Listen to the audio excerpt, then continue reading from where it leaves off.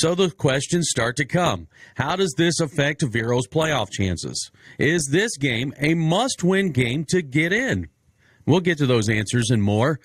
This is the game that most of us have been waiting for, and it's finally here. Well, almost. We have about an hour before we get to kickoff. We got the entire Christian FM team here. Gary, Bobby, Ronnie, Derek, Don, Matt.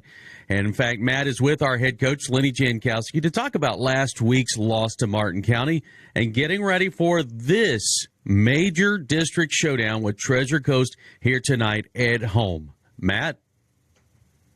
Well, Coach, last week, Vero traveled down to Martin County and took its first loss of the season, 28-21, a close one. Let's talk about the first half of last week's game, which really is it's a game of inches where it was literally that close to the score really being flipped in our favor. Yeah, I mean, that's certainly a way of looking at it from a lot of different, viewpoints. The game, if you just go through that first half blow by blow, we elected to receive the opening kickoff, and they showed, throughout the season that something that they like to do on kickoffs is what we kind of call an ugly kick or a squib kick. And so we had adjusted our return team to have guys in position for that, and it just worked out for them that, the ball didn't bounce our way, so to speak. And so they recover it. And I think that's about on the plus 35 or for them anyway. And so they only had, a 35-yard field and they took about 6 minutes, about half of the first quarter and finished that drive with a touchdown. So they obviously became strong believers in what they were doing and had us reeling a little bit. And we got the ball and went down in 3 plays and scored with, I think like 30 seconds or whatever that took. And so, the game was back even 7-7 and of course, the way the rules of the game go, after you score or hold them, they get the ball back. And so we get it back to them and they go on and I think go with a 17 or 18 play drive that finished with a touchdown but during that, like you say, the game of inches, there's a lot that's happening and we on the very first sequence of plays when they get the ball back, it ends up being 3rd and 10 and the quarterback runs the ball up the middle for about 5 yards to be 4th and 5 and we get called for an offsides play on a punt team. They were ready to give the ball back to us and so that's as costly as they come, and so they get the first down with the offsides penalty and go on and convert a few other third downs and finish that drive with another touchdown. And so now we're down 14-7 and there's about 5 minutes left in the half. And we had 3 plays at that point, literally 3 plays. And so we play, give the ball back and forth there a couple times. We had the ball, when we get it for our second possession, and on the very first play, we get called for a false start, and we didn't have anybody move, but they called that on our center, and again, a fairly unique call, and so we go back, and we now, instead of 1st and 10, we're 1st and 15, and we end up on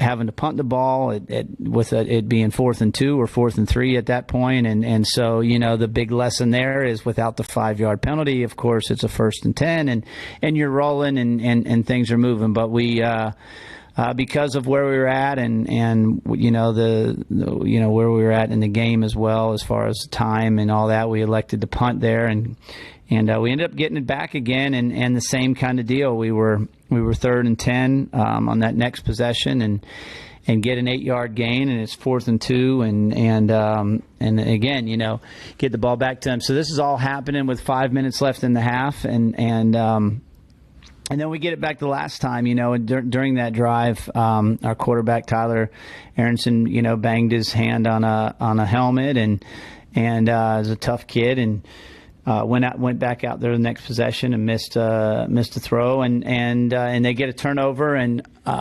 then with less than a minute left, go on a 44-yard run and end up scoring right before halftime to take a 21-7 lead. So we had dug ourselves a hole for sure, because I had to kick it off to them in the second half, and all those, as you mentioned, game of inches, details, all the things that are emphasized, and coaching points, and the points of emphasis that are made, not just before each game but throughout the season, certainly get magnified when you come up short. We certainly did a game of inches, some untimely penalties here and there, but there is two halves, and that's what we're going to talk about when we come back. The second half, which we make a really good comeback. You're listening to Countdown to Kickoff on your Christian FM.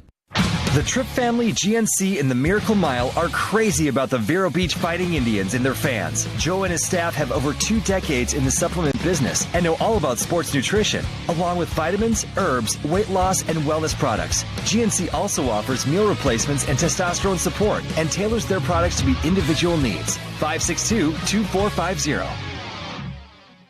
A family business for 25 years, Total Golf Cart supports the Fighting Indians and their fans. They're the authorized club cart dealer and love to assist buyers to find the golf cart that best meets their needs. They offer both new and used club cars. And Total Golf Cart also has a full service department at 1140 South US 1 in Vero Beach or at TotalGolfCart.com.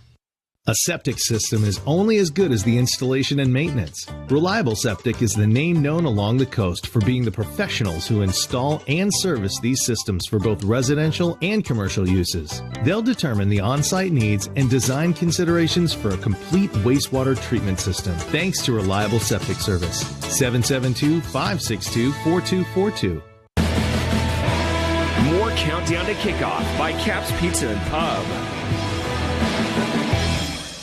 Matt Parrish here with Coach Jay. Coach, we talked about the first half. We last week's game, we dug us a little bit of a hole, 21-7. We're kicking off to them.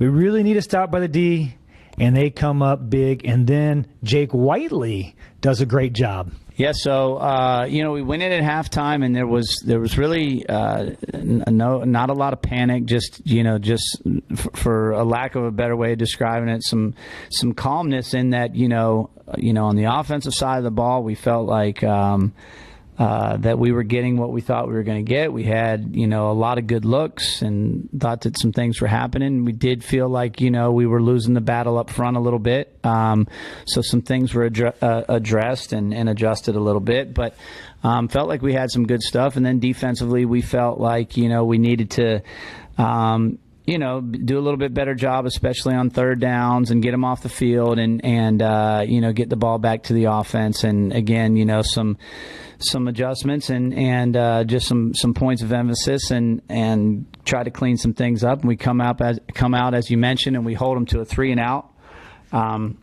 So that was a big point, and we get the ball back, and as you mentioned, Jake takes over at quarterback, and always have a bunch of confidence in Jake, and he goes down and leads us to a touchdown drive, and that makes it 21-14. We kick back off to them as the game goes, and we get another 3-and-out, and so we take it down and score and make it 21-21, and a lot of the same stuff that was happening in the first half. And Dravius is having a big game, and Jake's doing well, and mixing it up a little bit, and at that point where we talk about this, I think, each week, where it's a game that every phase of the game complements the next. We kick it off to them, and we have a hard time stopping them, and they take it down, and again, one of those lengthy drives. I think it was about a 9-minute drive in time of possession, and they end up getting it in, and we're down 28-21 again. And we get the ball back, again, around that same time as we talked about in the first half, with about 5 minutes left in the game, down 28-21, get a couple first downs, and then end up turning the ball over, and they're able to hold on and eat the rest of the clock up, and we come up short, 28-21. So you can look at it a lot of different ways, and there's we've obviously did a little bit of a deep dive here into it, but you can summarize it with a few things, penalties and turnovers as typically from at this level of football, on up. The team that turns it over more than the other team usually loses, and or the team that's penalized more than the other team usually loses. And I think I had them for one penalty, and we had a few more than that, and obviously we had the 2 turnovers, just that we count as turnovers. I don't know, you guys are a little bit better with the stats than I am sometimes, but I don't know if you count the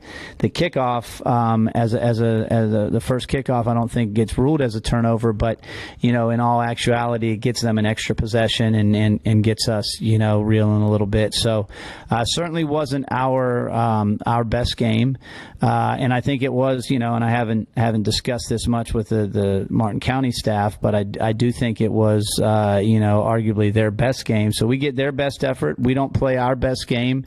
And when you play teams of this caliber, usually at this point in the season, and that happens, oftentimes you come up on the short end of the stick. So if there is some of those points or lessons to be learned, I mean, this definitely puts an explanation point on a lot of that stuff. So we've had a good week this week. Obviously, as coaches. And myself in particular, I've got to do a better job of having our team ready to play, and we just didn't have our best effort collectively last Friday night. So looking forward to tonight and seeing what we get done. Well, that's Coach Jay talking about last week's game against Martin County. When we come back, we're going to take a look at the playoff picture. You're listening to Countdown to Kickoff on your Christian FM. The Tripp family, GNC, and the Miracle Mile are crazy about the Vero Beach Fighting Indians and their fans. Joe and his staff have over 2 decades in the supplement business and know all about sports nutrition, along with vitamins, herbs, weight loss, and wellness products. GNC also offers meal replacements and testosterone support and tailors their products to meet individual needs. 562-2450. Christian FM thanks Paris Family Chiropractic for their support. Dr. Matt Paris is a longtime resident of Vero Beach and a former quarterback for the Fighting Indians. Just like our Fighting Indians work hard for the win, Dr. Paris works hard for a patient's well-being. From proper alignment to good nutrition, Dr. Paris helps patients achieve the win. Paris Family Chiropractic. When the spine is in line, everything is fine. 299-4649 or parisfamilychiro.com. Thanks to Roy Bell Grading Services for sponsoring Fighting Indians football and the Fighting Indians post-game show. Roy Bell Grading Services is locally owned and operated, providing services to this area for over 37 years. Roy Bell Grading Services offers services such as land clearing, grading, laser grading, and complete site work. Hi, my name is Chase Bell. My family and I support Fighting Indians football and Christian FM. Go Indians! No job too small or too big. Roy Bell Grading Services. We roll the earth. 772-473-4559. More Countdown to Kickoff by Cap's Pizza and Pub. Well, Coach Jay, tonight we take on Treasure Coast, the Titans. A lot of ramifications for this game, one being who's going to win the district. Looks like the winner of this will be the district champ. But the playoff picture, a little different, win or lose. Can you elaborate on the playoff picture for us? Sure. The good news is, like you say, I mean, coming off that last week's loss, I mean, we are still where we, set out to be going into game number 10, which is, if we take care of business tonight, then we would be district champs. And I think there's the message to the players this week was there, a bunch of schools, a bunch of programs that are not going to have that luxury. So to have everything still running through us is a good feeling, and again, a credit to our guys for taking care of business. This first part of the season. So there are a lot of ramifications here, as you mentioned. The team that wins tonight will win the district championship, and then after that. We have a scheduled bye week, so there will be some football to be played in the next couple weeks, and the state playoffs will be figured out from all of this. And I think, as most of our listeners know, the state has a system, a playoff system, a point system based on strength of schedule and your success with your strength of schedule, and they call that a power ranking, I believe. And our power ranking for our region is currently going into this game, I think, at the top of our region. And in previous years, I can only speak of is that, with the 4 districts that are in each region. So if you take us as Region 3, we have 4 districts. In past years, the 4 district champs have gotten an automatic bid and would be seeded 1 through 4, and then there were 4 at-large teams, and those teams that got in based on their power rankings would be seeded 5 through 8. You would bracket it up like you do anything else. 1 would play 8, and 2 would play 7, and go on from there. The district champs would host, and the at-large teams would travel in the first round. Well, a lot of that is the same, but there's some new points to be made with that, and that is that the 4 district champs will still get an automatic bid, but the rankings, the seeding will be based solely on the rankings, which I guess, for example, that there could be an at-large team that, because of their strength of schedule and their power rankings, could end up with a higher seed than a district champ. The other, I guess, new part of this is that a district champ could play a district champ in the first round, just as an at-large team could play an at-large team in the first round. I don't know if anybody's taking notes or memorizing any of this, but if they are, in that first round, if a district champ plays a district champ, the higher seed would host. If an at-large team would play an at-large team, the higher seed would host. If an at-large team would play a district champ, the district champ is going to host over the at-large team in that first round. So I guess that's a key point. Would be very impossible for any of us to predict the how that's all going to play out, although you guys are a lot smarter than I am. But I've never spent a whole lot of time worrying about it, other than I was sent an email earlier this week and was explained all that. But we've tried to obviously keep our eyes on the road, control what is in our control, and then, after that, I think the chips are going to fall where they fall, regardless of what we think about it. Well, Coach, I know the players, obviously this is all over the internet, they have that, and I wouldn't imagine it'd be too tough to get the guys focused on Treasure Coast, just being what it has been the last several years. But I guess once in a while you come down to it, they're still young guys. You got to get them focused on tonight's game. We do, and I've been very pleased with their focus. I've been very pleased with their resiliency and their ability to bounce back from obviously a tough weekend and going through that loss. We haven't experienced a bunch of loss, but we came up short last weekend, and I've like I said, from Monday on, I've been pleased with our focus and our effort and practice, and I think that's all you can hope for at this point.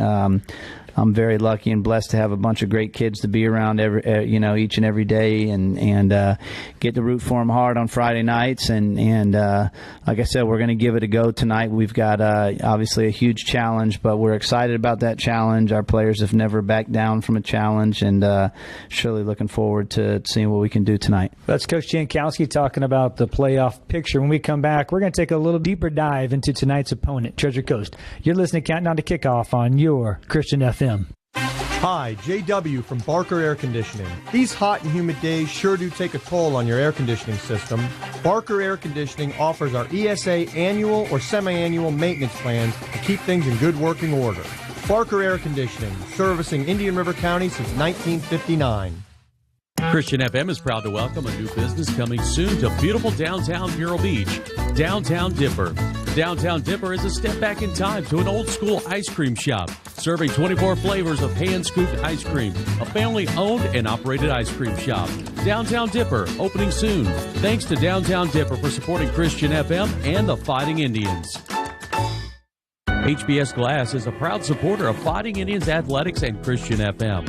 Since 1973, HBS Glass has served homeowners, architects, and contractors in the Vero Beach area. HBS Glass offers hurricane impact windows and doors. HBS Glass, 722 3rd Place or hbsglass.com.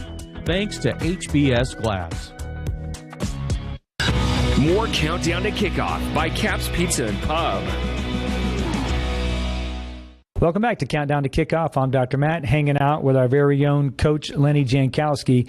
Coach, this is what it comes down to. End of the season, two best teams in the area get to duke it out tonight. Vero Beach against Treasure Coast. Treasure Coast has that single wing. They run it well. We're probably going to get a heavy dose of that, obviously, tonight. And, Coach, there's a couple of players that we're probably going to see a lot. George Roberts and Imonte Brown. Can you give us a little information on those guys? Yeah, I can give you my best go at it, and I usually don't get to know the players by name as much as I do their number just through watching film. But yeah, one wears number 4 and one wears number 7, and in their offense, they kind of look at, for the novice or some of our fans and even us as guys that may know, or think we know a little bit about the game. It kind of looks like there's two quarterbacks back there. They kind of, split the center up, evenly, and there's balls snapped to both of them,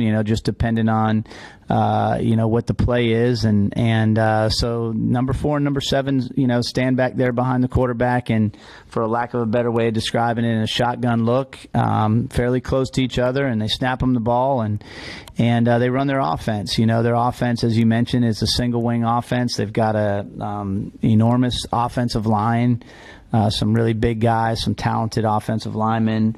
You mentioned the two backs, George Roberts and Brown, I think is number 7's name, and then they've got a couple, dynamic players that they put in the wing, number 11 and number 6, some guys that can really run, and they'll run some counters and do some things, reverses with those guys. So, but like I said, it's for our fans, and we've got a bunch of fans that have watched this game over the years. I think we've played them. I know that they've gotten the better end of things the last 2 years, but prior to that, and at least in the time that I've been here, we've had some great games, but had always come out on top. So we're looking to get the thing back going where we like it to be, but it like you mentioned, it's going to be a dogfight. The two best teams in the area, they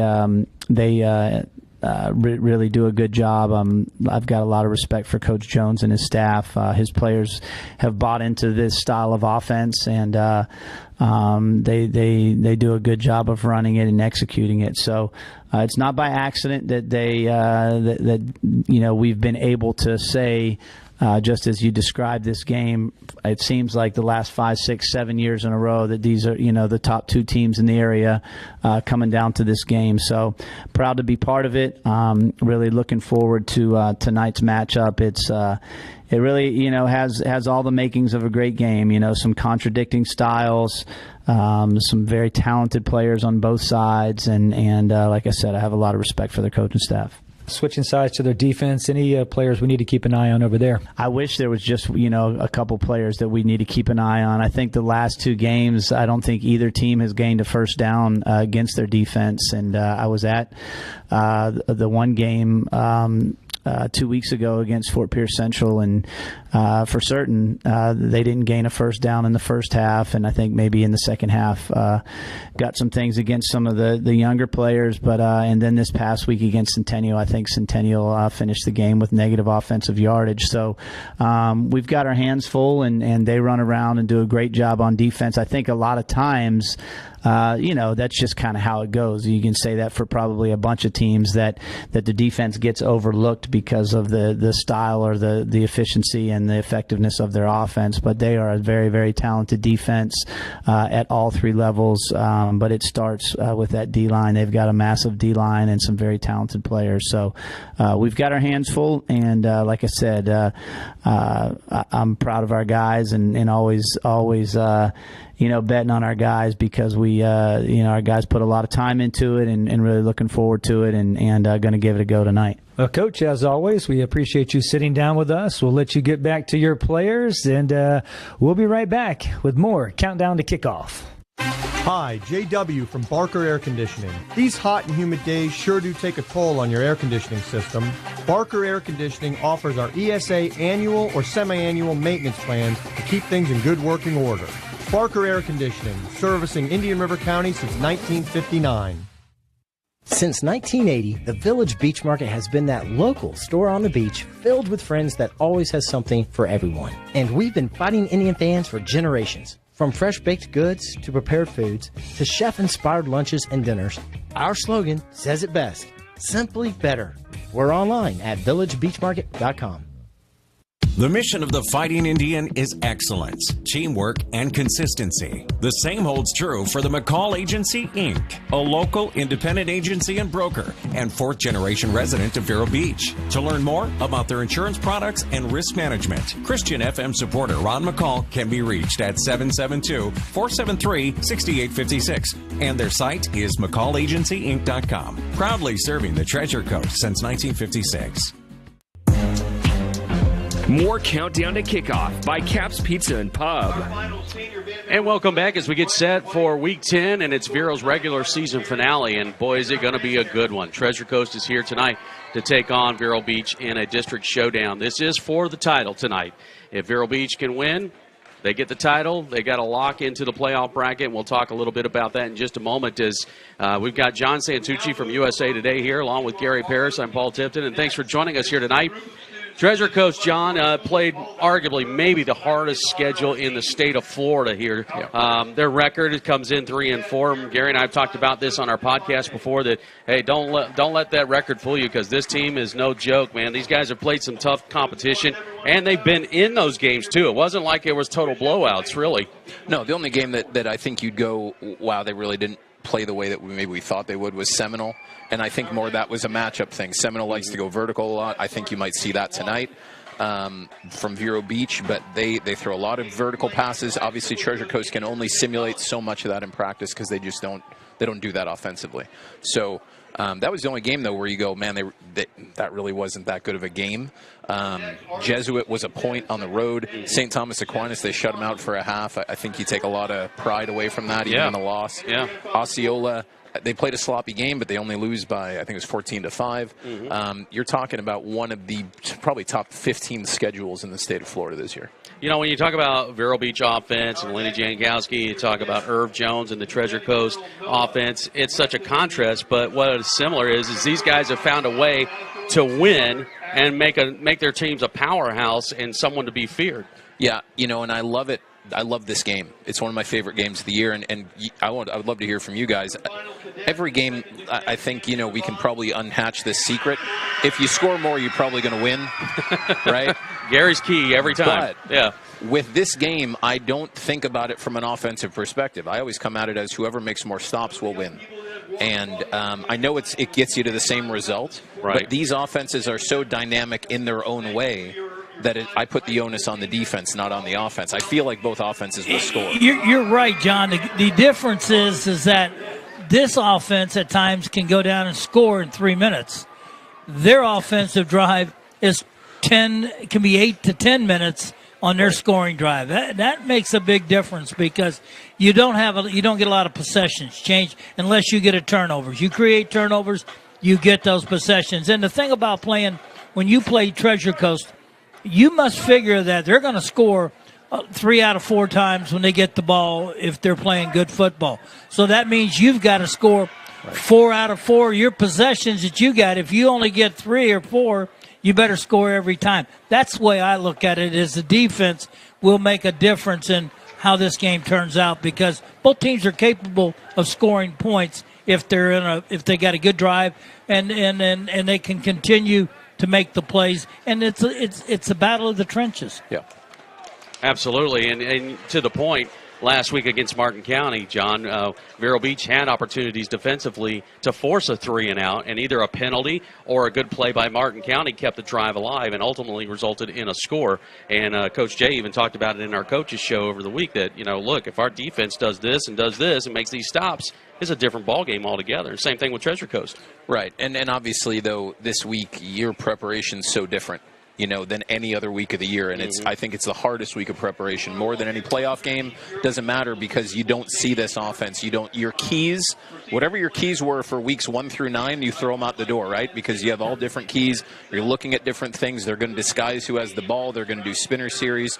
Treasure Coast is going to do a lot of eye candy, and you just have to really trust what you're seeing and what your responsibility is. You can't mimic that in practice. Not you with can't. the speed. You just can't with the athleticism that this team brings, the way the line. You just can't mimic that whole offense. The only team that is really, there are only 2 teams in the last 6 years that have slowed down this offense considerably. One is Osceola, which has one of the best defensive lines in the state of Florida. The other one last year was Apopka. What does Apopka run? Same offense. Single wing. So they could simulate it in practice and run their offense as they normally would. That's the only team that's really been prepared to stop them.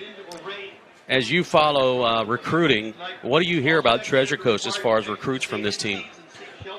Like you said, it's in the trenches, right? They've got the 2 offensive linemen. They got the 2 defensive linemen, 1 junior, 1 senior for each of the next 2 years. This is where they've built their team, though, traditionally. They build in the trenches. Josh Schaefer used to be the Fort Pierce Central coach, said that he feels like Herb Jones kind of rigged the game a little bit because he said, you can only do so much in St. Lucie County, so we're going to spend all our time in the weight room and we're going to put all our effort into defensive and offensive line, and we'll build everything off of that. And that's what they've done. And so when you look at guys like Alex Woods, the offensive lineman who's headed to SMU, and you got a guy headed to SMU in a couple of years. You've got really good defensive linemen in Corey McIntyre, and I'm missing his name right now, the junior, who I think is phenomenal.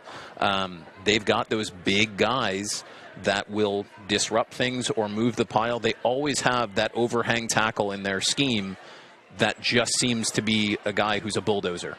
And they've got another one this year in Alex Woods, and they'll have another one next year. This is just what they do. This is where they replenish. Vero always has the outside guys. They have the skill guys. There's a pipeline right now. You can see it literally from Vanderavius all the way to EJ.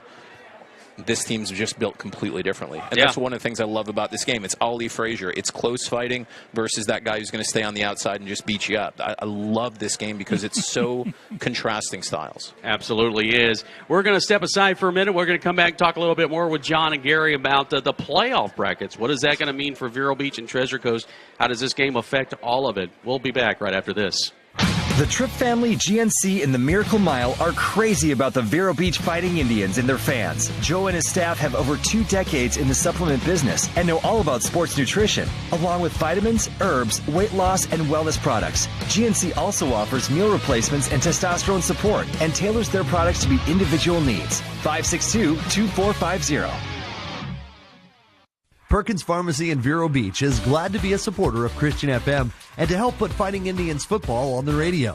Owner Edwin Perkins and his staff are all big fans of the Fighting Indians, and they hope Coach Jankowski and the team have the right prescription for another winning season. Perkins Pharmacy is on State Road 60, right across the street from KFC. Their phone is 978-6470. Ohana Water Systems is proud to partner with Christian FM. Hi, I'm Mikey, owner of Ohana Water Systems. We've created a technology that takes city and even well water and turn it into drinkable, pH-balanced, remineralized alkaline water throughout the entire house. Our system also protects the plumbing and appliances from hard water damage. No obligation consultations and water testing available. Online at ohanawatersystems.com. More Countdown to Kickoff by Caps Pizza and Pub. Getting set for Week 10 of high school football, and tonight it is a good one. It's the one we've had circled on the calendar and been talking about for quite a while. Treasure Coast, Vero Beach for the district title tonight and a playoff berth as well. Speaking of playoffs, the bracket system has changed once again. It's been interesting trying to figure it all out, and that's why we got John here, because we think John knows it all. That's incorrect. So he knows more than we do, so which is not hard to do. But, John, tell us, as far as you know, okay, just let's go over the qualifications for being in the playoffs. What's that, number one? Okay, if you're a district champ, you're in. What's changed from the previous years is that if you're a district champ, you're not guaranteed the 1 through 4 seeds. I was a big proponent of that, and I'll tell you why. If you look last year, the 4-5 game was a mismatch every single time. Mm-hmm. That's the first big issue. The 5 seed, I think, was winning almost by 4 touchdowns a game.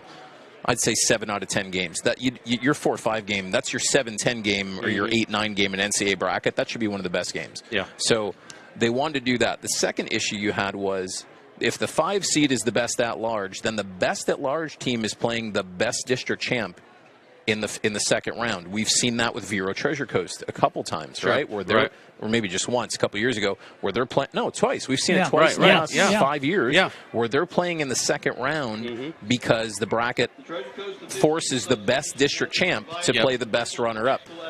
That's a broken system, in my opinion. That's not much of a reward. So that's the biggest difference. The second one is, so you can be a 1 seed and be an at-large, and you can be the 8 seed and be a district champ. If that happens, and Vero right now is the 1 seed, if some things don't turn out the way they want it to, I'm not going to say those words, what that means, there is a path for Vero to be the 1 seed, and I don't know what the rest of the bracket looks like, but if the 8 seed is a district champ, Vero would be on the road in the season opener. Well, right now, Harmony is in that 8th spot. But, as you and I were talking about, DeLand and Spruce Creek, they're going to play each other on Tuesday night. Spruce Creek, their only shot at the playoffs is to beat DeLand, in my opinion, and they win the district. So that could potentially put Spruce Creek as the district champ in the 8th seed. I know you can't see his sheet. Spruce Creek is only about less than a 1.5 away from that 8th spot. Right. If you look at Treasure Coast last week Treasure Coast was in the 9th spot, and they needed some help. Right now they're in the 5 spot, and they are sitting perfect. It would take a bulldozer right now to get them out of that 5 spot, and they could only move up. So don't look at this and say we're close to locked in. I don't think we're anywhere near locked in. I think a lot of things happened just specifically with Treasure Coast. Jesuit beats previously undefeated Tampa Bay Tech last week. That Jesuit loss now got better. St. Thomas Aquinas wins. That loss got better. You know, so strength of schedule. And here's the other thing, and Gary, I think you were kind of alluding to this before. We don't know the formula. The FHSAA does not know the formula. Only Max Preps knows the formula, and they won't tell the coaches. So the question we still have is it better to have a really tough strength of schedule like Treasure Coast had, or is it better to guarantee yourself 5 or 6 wins and then hope you win a couple more?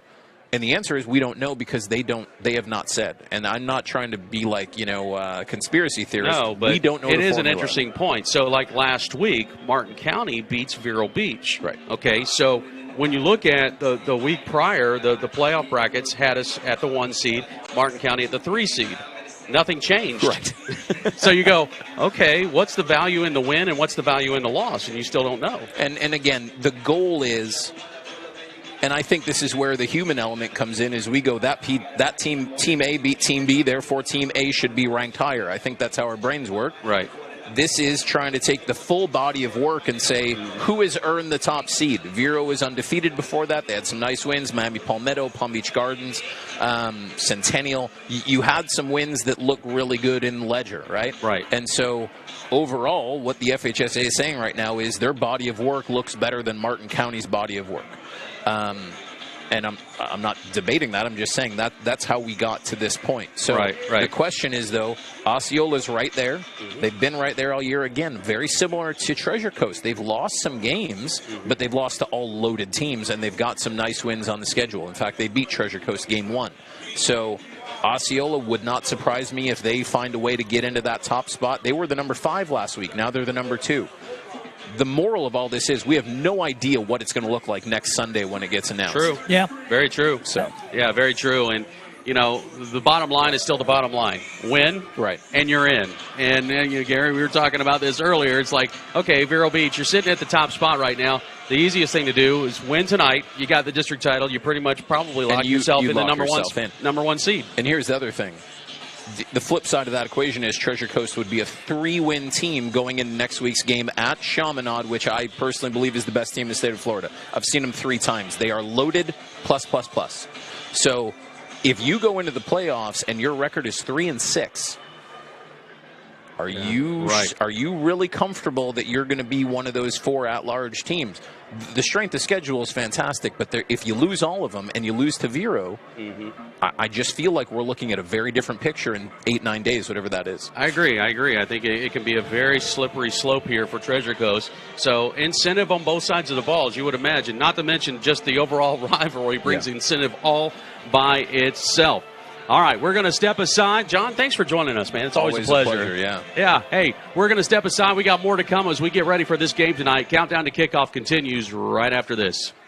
Hi, JW from Barker Air Conditioning. These hot and humid days sure do take a toll on your air conditioning system. Barker Air Conditioning offers our ESA annual or semi-annual maintenance plans to keep things in good working order. Barker Air Conditioning, servicing Indian River County since 1959. Christian FM is proud to welcome a new business coming soon to beautiful downtown Vero Beach, Downtown Dipper. Downtown Dipper is a step back in time to an old school ice cream shop, serving 24 flavors of hand-scooped ice cream, a family-owned and operated ice cream shop. Downtown Dipper, opening soon. Thanks to Downtown Dipper for supporting Christian FM and the Fighting Indians. Caps Pizza and Pub, a proud sponsor of the Fighting Indians and Christian FM, serving Vero for over 35 years. Caps offers Italian cuisine, including pizza, strombolis, calzones, hot and cold subs, plus wings. A family-owned and operated business, John and his staff are happy to serve. Caps Pizza and Pub, 725 27th Avenue Southwest, Vero Beach, 772-770-2277 or capspizzamenu.com.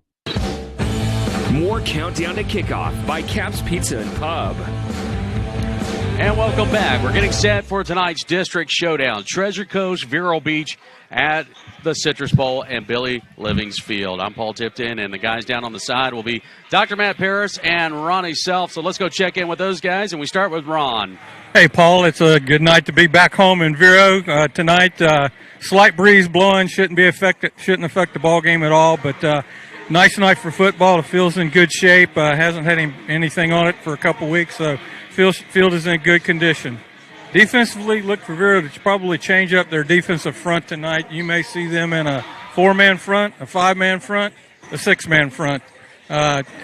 Basically what Vero needs to do, we need to limit their possessions. We need to limit the time that they have the ball when they do have it. So we need to be sure that they don't get a lot of yardage, especially on first and second down. Keep them in long yardage and kind of force them to try to pass the ball tonight. So if we can do that defensively, we should be all right and should help the team offensively. Of course, as always, we want to give our offense good field position, so hopefully defensively that's what we'll do tonight. You know, Ron, last week against Martin County, they took some shots, some body blows, if you will. How's the mood seem to be for that defensive unit as they're warming up? It seemed to be pretty good, Paul. The whole team this morning was pretty loose this morning at our 10:30 breakfast instead of our normal 6:15 breakfast. But the team was in good spirits this morning, and this evening, warming up, they were still in good spirits. So hopefully it'll turn over, and that'll be the same on the field tonight. Absolutely. All right, let's look on the offensive side of things for tonight. We turn it over to Dr. Matt Paris. Hey, Matty. Hey, guys. Listen, I had a report for you, but Paul, I got to go with this. So right now I'm looking in the stands, and we got the seniors, all right, from the offensive line. We got the defense, and they all have a rose, guys, and they're up there right now. I mean, I'm trying to hold in some tears because one of our football players, Dalton Jordan, he lost his dad this week, and looks like that his mom's up there. And these seniors are up there, guys, right now before the biggest game of this season, with a rose, giving each one of them to her and giving her a hug. And oh gosh, yeah. Try to keep that in. I was going to save this for later, but it's not just about the game, you know, when you see these kids and these lives, and what a support for that family and their buddy Dalton Jordan. And that just says a lot, guys. It says a lot about this team. It says a lot about this staff. It says a lot about these seniors right here and that young man and what he means to this family. And so that's the scene that we got going on, guys. Yeah, it is. It's a tough one. And, you know, the mantra all season long is we are family. And you hear this said during warm-ups, you hear it during the practice times, and whenever they break the huddle, they talk about family. And it's when you have moments like this that you really find out what family really is all about. And unfortunately for Vero Beach, this is the second time this year that we've had to deal with tragedy inside the huddle here. And it's unfortunate. It's part of life. And thankfully, you've got your support team. And I love the fact that we've got our teammates there to help pick us up when we are down. And, wow, what a great scene that is. Glad that our student body, our Vero Beach community is taking care of one of our own here tonight as they're dealing with such a heavy heart here tonight before this game. We are going to step aside. We'll get ready for more of this opening before this game between Treasure Coast and Vero Beach. It's countdown to kickoff here at your Christian FM. The Tripp family, GNC, and the Miracle Mile are crazy about the Vero Beach Fighting Indians and their fans. Joe and his staff have over 2 decades in the supplement business and know all about sports nutrition, along with vitamins, herbs, weight loss, and wellness products. GNC also offers meal replacements and testosterone support and tailors their products to meet individual needs. 562-2450. A family business for 25 years, Total Golf Cart supports the Fighting Indians and their fans. They're the authorized club cart dealer and love to assist buyers to find the golf cart that best meets their needs. They offer both new and used club cars. And Total Golf Cart also has a full service department at 1140 South US 1 in Vero Beach or at TotalGolfCart.com. Hi, Derek West here from the Genesis Church of Vero Beach. We are proud supporters of Fighting Indians football and Vero Beach athletics. We invite you to join us this Sunday at 9:15 for our services. If you can't join us in person, please visit us online at gcvero.com. Genesis Church of Vero Beach, place of love where honest men are known and unafraid to love the hardest stone. Visit us at gcvero.com. More Countdown to Kickoff by Cap's Pizza and Pub. Welcome back to Countdown to Kickoff on the Vero Nation Network. Time to get to know your Indians. All right, here we go. We get to know one of our Indians tonight. It's Nate Quinn, who wears number 85. You'll see him out there on the field when the offense is on the field. All right, Nate, you're in your senior year. You've got a verbal commit to Illinois. Can you believe that your senior season is here? I mean, I know this has been a little bit of a journey for you. Yes, sir. It went by fast coming from freshman football to be a senior. I didn't feel like it would go that fast. All the seniors said it did, but yeah, it catches up to you pretty fast. Yeah, it's a blink, no doubt about it. Tell me about, you weren't always on the offensive side of the ball. You played defensively, I think, mostly up till your senior year. Why the change? So going into my junior season, was playing defensive end. About halfway through the season, Coach Jay saw, he saw speed.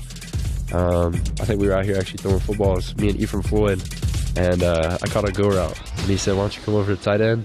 So I started coming over here for practice, and I ended up switching. So that's how I ended up on offense. Well, it seems like it's working out for you. You've got a verbal commit to Illinois.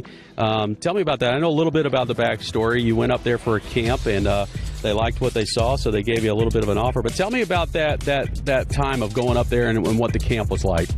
It was amazing. Went up there on a Friday. The camp was Saturday. Got to see the facilities, got to see everything before, meet some of the players. Went out there. I didn't really think I was going to, I thought it'd just be a chance for me to get better. Not I was going to walk away with an offer. Ran a 4.540, had amazing one-on-ones, ended up walking away with a scholarship from Illinois and Northern Illinois. So nice. So you've said, okay, Illinois is where I want to go. When you get up there, besides playing football, what are your plans? What do you want to study? I want to do sports management and kinesiology. Cool. So getting a little bit of therapy. Long term, do you think you want to be a doctor or do you want to stay around the football field? I'd rather stay around the football field. I want to coach. I figured both of those combined can help me become a better coach. So cool. Hey, when you're not out here practicing and working hard, maybe get a little downtime, what's fun for you? Just hanging with friends. Watching movies. What are you playing? Video games? What are you doing? I play a little Madden every once in a while, but not too much. So if you're playing Madden, is there a particular team you like to pick, and is there a player you like to be in Madden?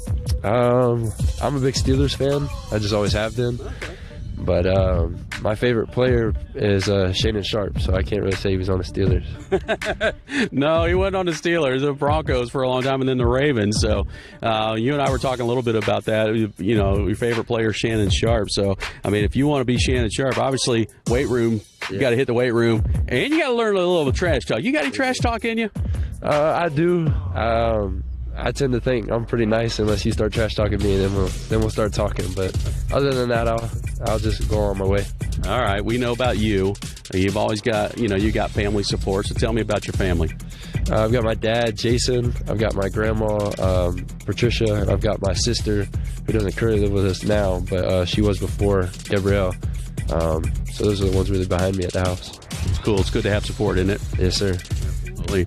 All right, well, we got one game left on the regular season, and it's a big one, Treasure Coast. So what's the mood been like, especially coming off that loss to Martin County?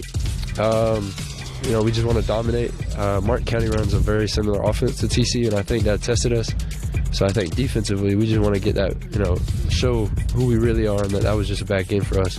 Offensively, they run the clock out a lot, so we're not going to get a lot of opportunities to score, but when we're on the field, we want to score every time. All right, buddy. Well, we wish you the best of luck, not only for this game, but hopefully we get to see the guys in the playoffs, and we wish you the best. Yes, sir. Thank you. All right, that's Nate Gwynn, number 85 on the field. We'll be back right after this. The Tripp family, GNC, and the Miracle Mile are crazy about the Vero Beach Fighting Indians and their fans. Joe and his staff have over 2 decades in the supplement business and know all about sports nutrition, along with vitamins, herbs, weight loss, and wellness products. GNC also offers meal replacements and testosterone support and tailors their products to meet individual needs. 562-2450. Christian FM thanks Paris Family Chiropractic for their support. Dr. Matt Paris is a longtime resident of Vero Beach and a former quarterback for the Fighting Indians. Just like our Fighting Indians work hard for the win, Dr. Paris works hard for a patient's well-being. From proper alignment to good nutrition, Dr. Paris helps patients achieve the win. Paris Family Chiropractic. When the spine is in line, everything is fine. 299-4649 or parisfamilychiro.com. Perkins Pharmacy in Vero Beach is glad to be a supporter of Christian FM and to help put Fighting Indians football on the radio. Owner Edwin Perkins and his staff are all big fans of the Fighting Indians, and they hope Coach Jankowski and the team have the right prescription for another winning season. Perkins Pharmacy is on State Road 60, right across the street from KFC. Their phone is 978-6470. It's countdown to kickoff. Now, here's Bobby Paris. Welcome to Women of the Fighting Indians. I'm Bobby Paris, and I interview the moms of our senior varsity players. Tonight, my guest is the lovely April Perez. She is the mom to number 8, Cameron Perez. Cameron is our punter. He kicks off. He's a D-back. He has a very strong leg. He also starts at safety. That is so versatile. Mm-hmm. He can do a lot of things. And he's a big asset to that team. And he's a good athlete. And he is also known as a really good baseball player. So welcome, April. Hello. Okay. But April, this is about you. So you tell us about yourself. Alrighty. Yes, ma'am. I was born and raised in Vero Beach, Florida. As a student, I went to Rosewood Elementary School. I attended Gifford Middle School, and then, of course, I went to Vero Beach High School. After high school, I moved to Miami and went to Florida International University, where I studied business. And then after that, I went to FAU for my educational leadership degree. So after Miami, we moved back to Vero Beach and really begun our family here. The family that I have here living with me in Vero, of course, is my husband, Jay Perez. And then also I have my son, Talon Perez, who's a sophomore at Vero Beach High School, and he plays lacrosse there for the Fighting Indians.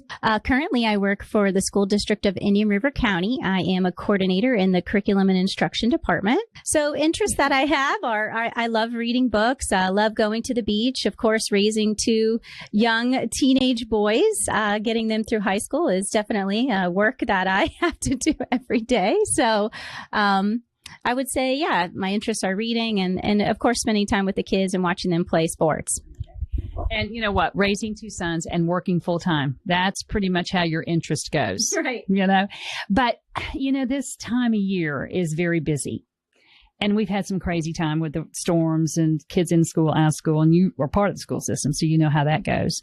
So with football practice and everything, how do you keep the Perez family organized? Well, it's really important that we have a schedule. So we actually have family meetings usually every weekend to where we kind of coordinate what's happening for the week, who's taking who to practice, are our practice clothes ready?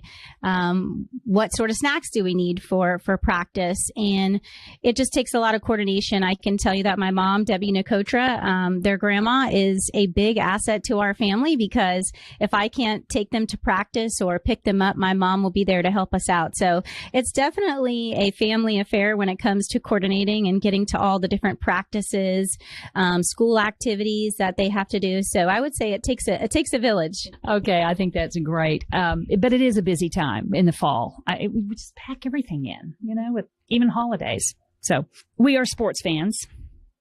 Did you or your husband play sports in school? Yes. So I was a cheerleader at Vero Beach High School. And then my husband did wrestling. He did baseball. He did football at his high school down in Miami. So we definitely had some sports in our family. Okay. So those athletic genes are being passed on. I think that's terrific. So join me, Bobby Paris, at halftime for more of Women of Fighting Indians football. Hi, JW from Barker Air Conditioning. These hot and humid days sure do take a toll on your air conditioning system. Barker Air Conditioning offers our ESA annual or semi-annual maintenance plans to keep things in good working order. Barker Air Conditioning, servicing Indian River County since 1959. Perkins Pharmacy in Vero Beach is glad to be a supporter of Christian FM and to help put Fighting Indians football on the radio. Owner Edwin Perkins and his staff are all big fans of the Fighting Indians, and they hope Coach Jankowski and the team have the right prescription for another winning season. Perkins Pharmacy is on State Road 60, right across the street from KFC. Their phone is 978-6470. Air Docs of the Treasure Coast, cooling specialists, are Fighting Indians football supporters. They know how important it is to have a cooling system that can stand up to our Florida heat. Air Docs offers a full range of cooling and heating services, including repairs, tune-ups, and systems maintenance. Online at airdocsac.com and Facebook. Jeremiah's Italian Ice loves our Vero Beach Fighting Indians. Jeremiah's offers over 40 flavors of Italian ice and 2 flavors of soft serve ice cream. The showcase of the menu is layering the two together for their gelati. Located off State Road 60 in the Marshalls Plaza, Jeremiah's Italian Ice. Live life to the coolest.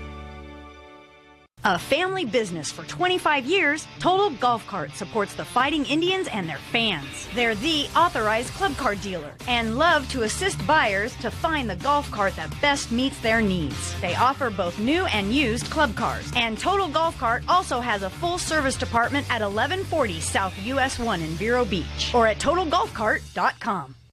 The Tripp family, GNC, and the Miracle Mile are crazy about the Vero Beach Fighting Indians and their fans. Joe and his staff have over 2 decades in the supplement business and know all about sports nutrition, along with vitamins, herbs, weight loss, and wellness products. GNC also offers meal replacements and testosterone support and tailors their products to meet individual needs. 562-2450. Christian FM can put this game on the radio thanks to the support of businesses like Chuck Bateman State Farm Insurance in Vero Beach. Chuck's goal is to create an atmosphere where customers can talk about what's important to them. He's also a huge supporter of our local chapter of the Fellowship of Christian Athletes. Chuck's phone is 567-1106 or chuckbatemaninsurance.com. The Fighting Indians rely on teamwork, and so does Christian FM. One of those teammates is Scott Sporting Goods. Scott Sporting Goods features an array of sporting equipment, including clothes and shoes. They are also the ones that fit our Fighting Indians broadcast team with the Fighting Indians apparel. Located in downtown Vero Beach, 1407 20th Street. Their phone number is 778-0661. Thanks to Scott Sporting Goods. WSTF Vero Beach, Christian FM. There's the snap for the punt. It's blocked. Rojas picks it up. It's going to be a scoop and score. Indians with the touchdown. Pass is going over the middle of the field. Wide open is Jacobs. He's got it. He's going in from 37 out for the score. Boom. Pressure on the snap. Defense in the backfield. The ball's loose. And the Indians have it in the end zone for the touchdown. Handoff's going to go off to the right side. Jaquan Jean's got it. There's a little bit of a hole. He's off to the races. It is to the 15, to the 10, to the 5. Score it, Jean. This is Fighting Indians Football. Vero Nation Network and Christian FM Sports presents Fighting Indians Football with Matt Paris, Ronnie Self, Gary Paris, and Paul Tipton. It's come down to this. Since week one, from players to fans, this game has been a must-see event. The rivalry with Treasure Coast has been tense for years, but it went up a notch with the Titans winning the last 2 games in this series. A week ago, the Fighting Indians had a perfect record, but the Tigers changed that with a win over Vero. The Titans might be the best 3-4 team in the state, playing 2 state champs and 2 other state powerhouse teams. Tonight, it's just about pride for a title. District battle in week number 10 and game number 4, Titans and Indians. The Friday night lights are on, and it is game time. Hello, Vero Nation. Paul Tipton, along with Gary Paris, we welcome you to Fighting Indians Football. We're proud to bring you our 26th season of Indians football presented by the GNC in the Miracle Mile. Titans won the toss. They diverted the second half, and they'll kick off, sending it towards the goal line. And White's got it. Turn it up the sideline to the 10, to the 20, to 30, 40. Midfield and down in Titan territory. What a return. And I tell you, Paul, that was very close to being a touchback. For a moment, I thought official was going to call a touchback. That was right at the goal line, very close.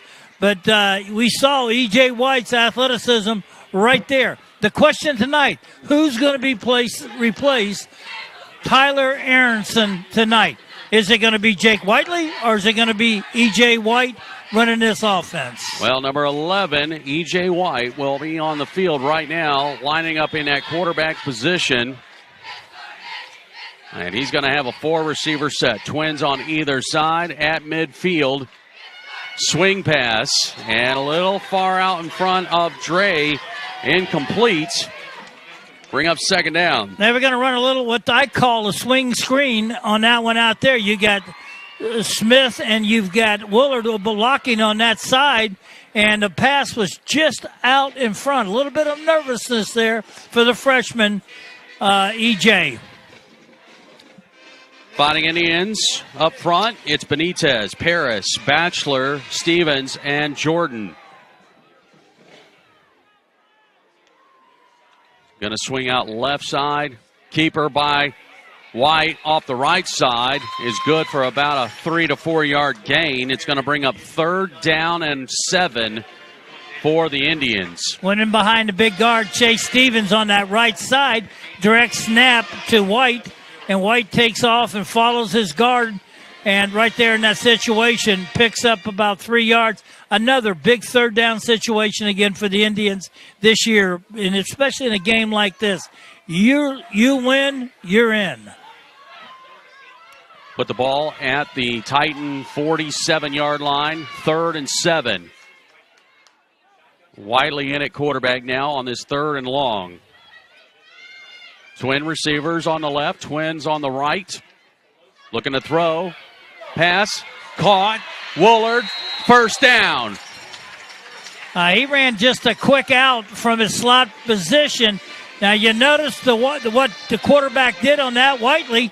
He just laid that ball up a little high and out, let him run underneath it, and you saw Willard make his big catch right there for the 1st down. Justin Woolard gets his 27th catch of the season, and it's a good one for a 1st down for Vero Beach as they've moved to the Titan 38. Trips on the right side. Quick handoff. Boy, the snap was not good. Wiley did a great job, but boy, that just busted the play right off the get-go. Well, you see what happens when you have a snap that disrupts. That snap was to the left. Whiteley had to turn around, do a reverse to hand the ball off to the running back on that play. There's no way Quincy and him could get any momentum. You lost all your timing on it, and that's something that has haunted us the last few weeks, and then as they snapped by our center. Puts us behind the chains now on a 2nd and 13. Better snap, handoff. Rogers trying to work behind the left side of the line. Flag is down as Rogers gets to the 35. Got a feeling this might be a hold on Vero. Yep. So bring it back, and even further behind the chains.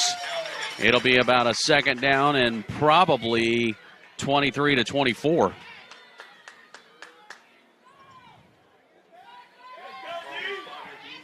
As that ball's going to be pushed all the way back on the other side of the 50 towards the 45. And those are the things you're playing way behind the chain. You know, the first run, the bad snap puts you behind the chains. The penalty now has put you way behind the chains. Now it takes a big play here. What you've got to do is second down. You're hoping you get a 10, 11-yard play, so then you have 2 more downs possibly to get the first down. Yeah, now looking at a second down and 25.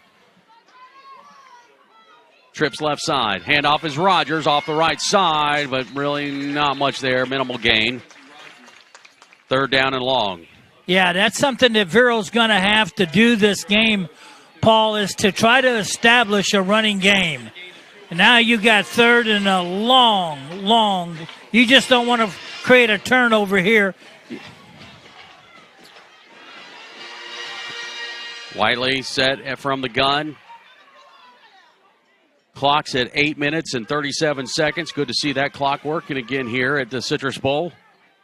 Whiteley steps up, fires over the middle of the field. And he was looking for Woolard over in the middle. It wouldn't have been enough for a first down, but more than likely we see Vero go for it. Instead, incomplete. And more than likely, yep, here comes the punt unit. Well, I tell you what, Christian Ware-Terry, the linebacker, stunted from the outside, and he hit the quarterback as he was letting go of the ball, and he never got a chance to follow through on that play. So you saw the bad snap and a penalty that hurt that series. Perez gets the punt away, averaging 32 yards a punt. Takes a nice Vero bounce, picked up at the 15. Pressure and pursuit coming by Vero Beach, and he shakes off one tackle to the 20, gets to the 25, and then pushed out of bounds. And those are things you can't let happen. Special teams are very important for Vero Beach. You cannot miss tackles or not wrap up and bring them down, Paul. They picked up an extra 10 yards because of a missed tackle. So, yeah, it was a great opening kickoff return by E.J. White that got us to midfield. And then a good third down play by Whiteley to Woolard to get the first down and get us to the Titan 38. But then two penalties really hurt us and could not convert the first down to keep this drive alive. Instead, we punt the ball away. Titans will start from their own 25, first down and 10 with no score here in the first quarter. And here we go. Let's see how this thing rolls out. Run to the left side. Good pursuit by Vero Beach, maybe a yard. Yeah, I'm going to tell you, I counted 7 guys on the line almost. I think it was 7 guys up there, and maybe one of the linebackers had stepped up, and it was. But I tell you what I did see, I saw 8 guys in the box. Normally we would say Perry, Brown, and Galbert up front, but tonight it's going to be a whole lot more than that with this Treasure Coast single wing offense. 2nd and 9. In the backfield, you have Roberts and Brown. That are the 2 main skill guys for the Titans. And movement. They're going to get them for movement. Vero Beach does a shift when they shift, and when then they had some movement after that, so that moves it back 5 more yards on the play. The one guy deep for Vero Beach is the key play right now, to my opinion, because he can't afford to take a loss. And I believe that's number 20, or get beat. That's 23. Oh, that would be Smith. Or no, excuse me. That is Keith Evans. Yeah, I believe that's Keith Evans. Now it's Anderson on one side. So it'll be 2nd down and 14. Run off of the right side. Stopped at about the 24. It's going to be 3rd down and long for Treasure Coast. as they get back basically to the original line of scrimmage at the 25. Brings up third down. Big time, big play here for them. Defense would love to have a stop naturally right here. Third down and 10.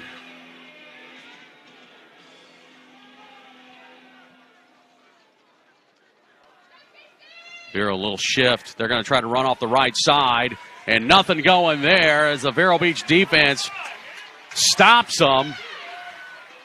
Here's the question mark. Will the Titans punt the ball away? I would think that Irwin Jones would do that. I think he would. You don't want to give Vero the ball. They did a good job, Vero, there. Agreed. I think he'd rather give him a chance to but that's good stand so far on defense. Good start for that Vero Beach defense as they're forcing a 3 and out.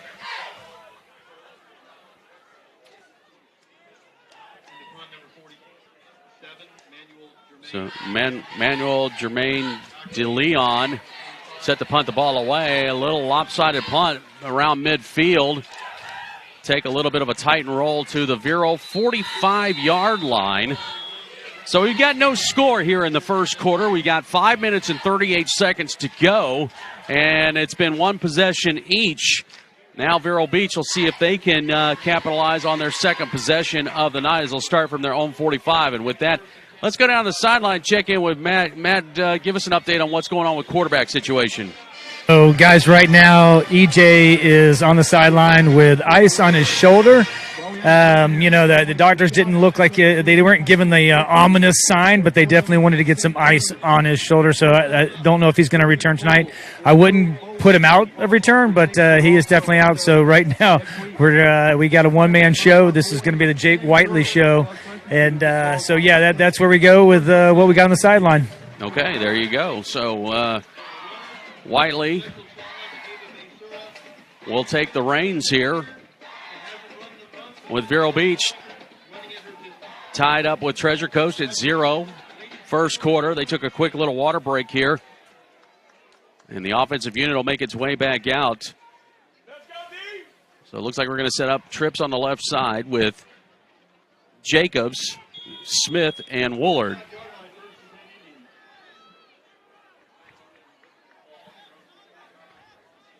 Whiteley from the gun, looks, pump fake. Now rolls out of the pocket right, looking downfield. He's going to run it and try to pick up some positive yards, and does. He was looking to make a play downfield. He did a fake punt, looking to hit either Troy Smith on a deep route on that play. But he was not able to release it, so he rolled to his right. And in that, I thought he got more than 2 yards, but that's all they say he got. Second down and 8. District Showdown, Treasure Coast and Vero Beach here at the Citrus Bowl. We're in the first quarter, 5.5 to go. Whiteley on second down. He's going to throw it.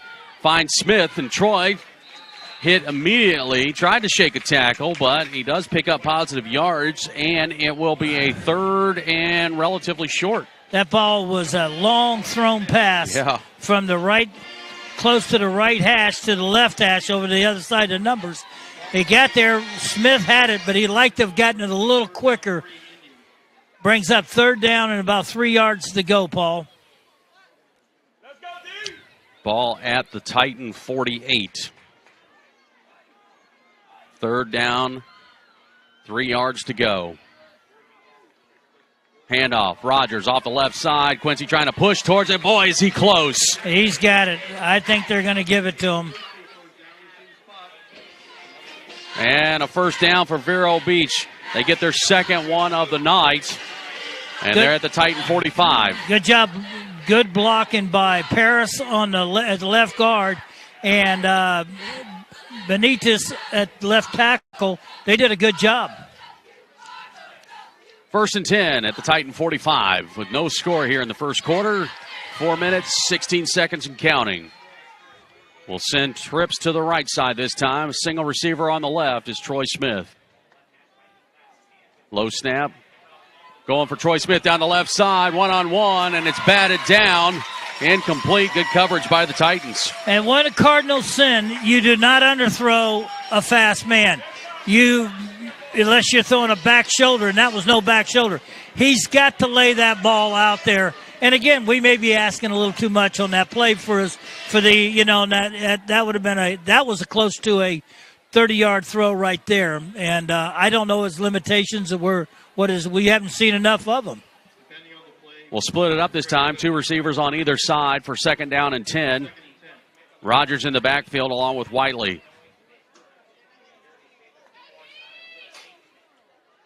Low snap.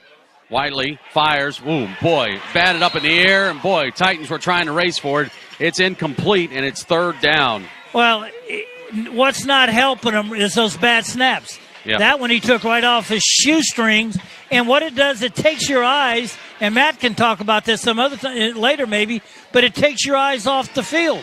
You're looking at the field, you're reading the coverages, you know who you want to go to, but you get a snap so low that by the time you pick it up, you're hoping that the guy's going to be open. That was almost picked off. 3rd down, 10 at the Titan 45. No score. Inside 4 minutes remaining, first quarter. Whiteley rolls out. Now he's got pressure coming, trying to step up. Lost the ball, and Titans recover.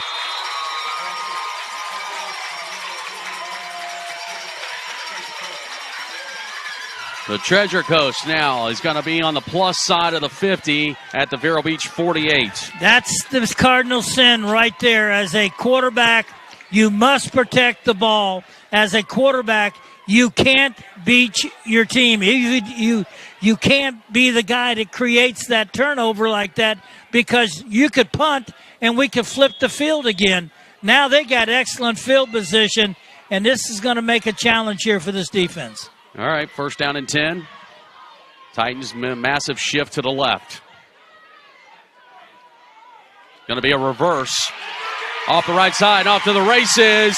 He will not be touched. Jamison Davis with the carry for 48 yards. Jamison Davis came in averaging like 13 or 14 yards a carry. As a specialty type play guy like that. Nobody touched him. Vero they overloaded to the left, had a major shift. Vero shifted to the left. They wrapped the guard around, sealed the end, and there was nobody down there to make that tackle. That turnover was a costly mistake right there. That 6-7 points is you've got to protect the ball. Burgess with the point after is good. And the Titans take the early lead 7-0 with 3:39 left in the first. Thanks to Longevity Rehab Centers in Vero Beach and Sebastian, owned by locals whose mission is to help heal those who are hurting with a goal of getting them back to a productive life. Longevity Rehab has built a reputation of trust with their clients from the top down, offering both physical and massage therapy designed to restore, relieve, or maintain a healthy lifestyle. Blue Cross Blue Shield, Humana, Cigna, United Healthcare, Health First, Medicare, and most insurances are accepted. LongevityRehab.com. This is Fighting Indians football on the Vero Nation Network. Brought to you by Molinari Pools. Let's join Gary Paris and the voice of the Fighting Indians, Paul Tipton. Well, Treasure Coast capitalized on good field position. They started at the Vero Beach 48. It took one play for Jamison Davis to go the distance and get into the end zone, 7-0. The scoring drive brought to you by the McCall Insurance Agency. So we are at 3:39 left in the first quarter. Treasure Coast gets the early lead, 7-0, getting set to kick off. This one's going high. It's deep, right at the goal line. Going to go to the 10, and stopped right around about the 17-yard line, and a late flag comes in.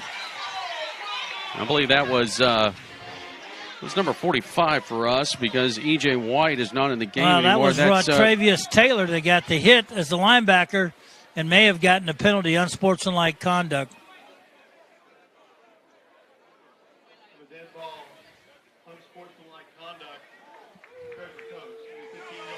And right now for our listeners, that E.J. White has not been in this last series or so. He got hurt, shoulder hurt, in that first series when he carried the ball. He had a great kickoff return.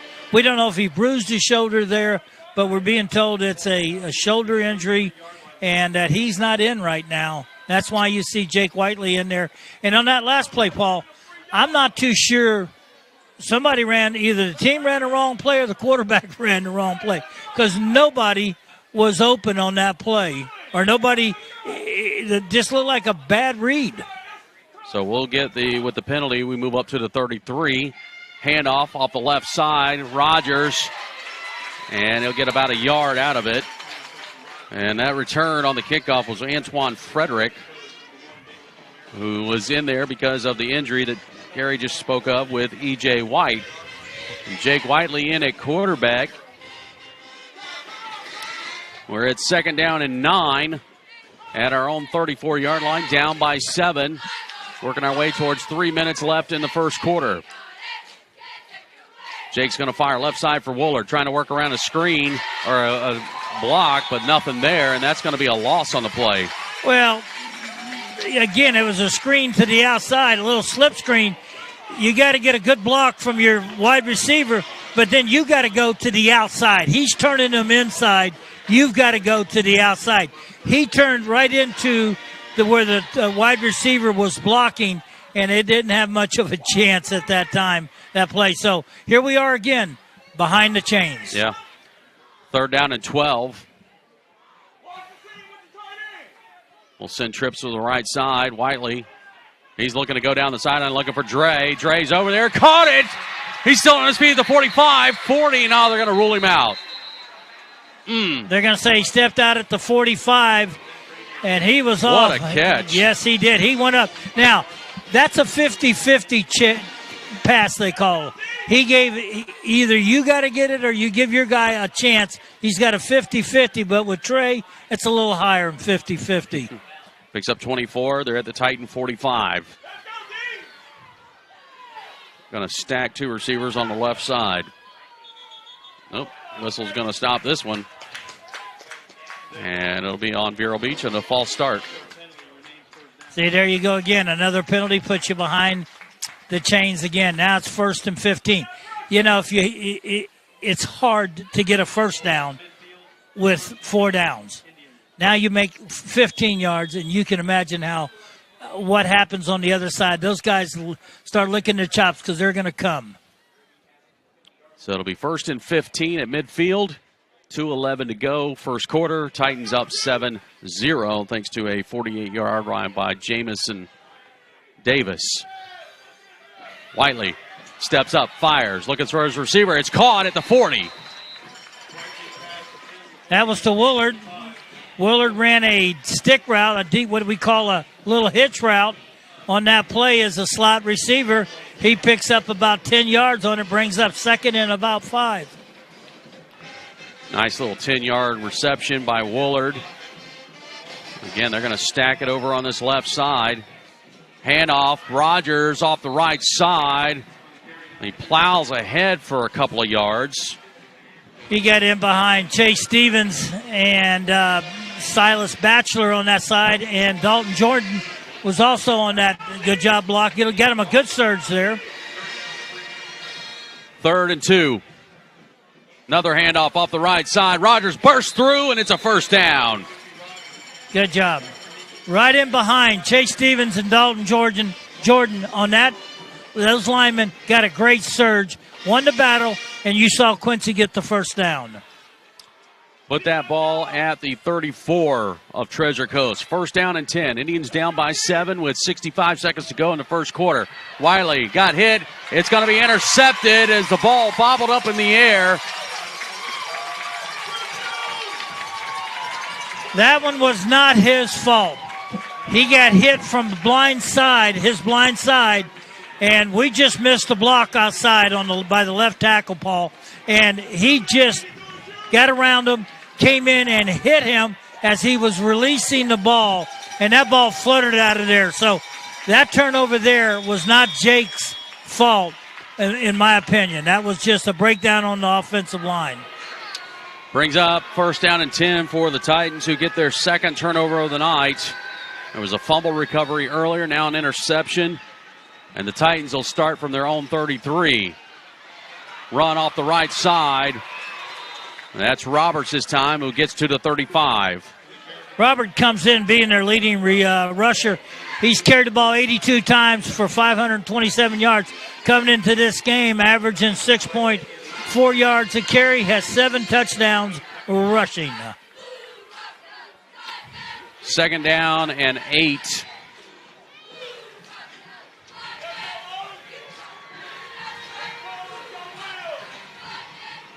Titans love this single wing offense. Coach Irv Jones. As they're going to go student body right. This time it's Brown on the carry. Gets to the 40-yard line. And it'll be third and short for the Titans. Yeah, Monte Brown, he's their second leading rusher. He came in with 525 yards. That's going to do it for the first quarter. Indians are making it easy for the Titans right now as they're giving them opportunities with turnovers. And the Titans go at the end of one, leading 7-0. This is Fighting Indians football. Since 1980, the Village Beach Market has been that local store on the beach filled with friends that always has something for everyone. And we've been Fighting Indian fans for generations. From fresh baked goods to prepared foods to chef-inspired lunches and dinners, our slogan says it best, simply better. We're online at villagebeachmarket.com. Durfee's Heating and Cooling, a longtime friend and supporter of Christian FM. Durfee's Heating and Cooling offers air conditioning repairs, maintenance, and new installations. Family owned and operated, serving the Treasure Coast area. Durfee's Heating and Cooling, 772-971-5884. This is Vero Beach Fighting Indians football on Christian FM. Let's join Gary Paris and the voice of the Fighting Indians, Paul Tipton. Welcome back to the Citrus Bowl, Billy Livings Field. Season finale, the regular season finale for the Fighting Indians, and a district showdown with Treasure Coast.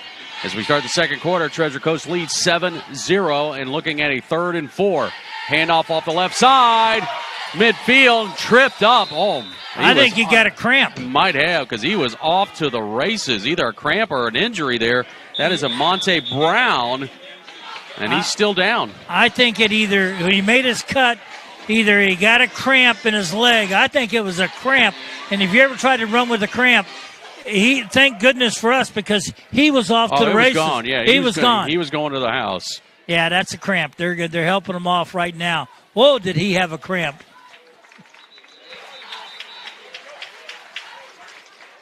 All right, so he's gingerly coming off the field here. But it was enough for a first down as they'll mark it at the Vero Beach 48-yard line.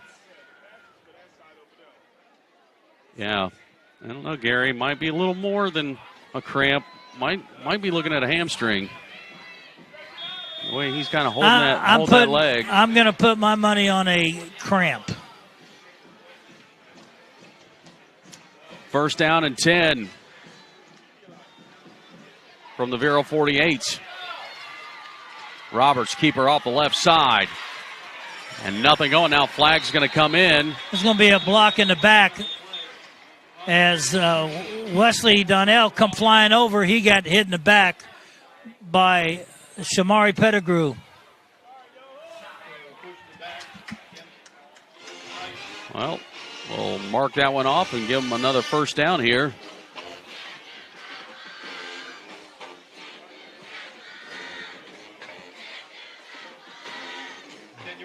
And they'll mark that back to the Titan 40-yard line. It'll be first down and 21.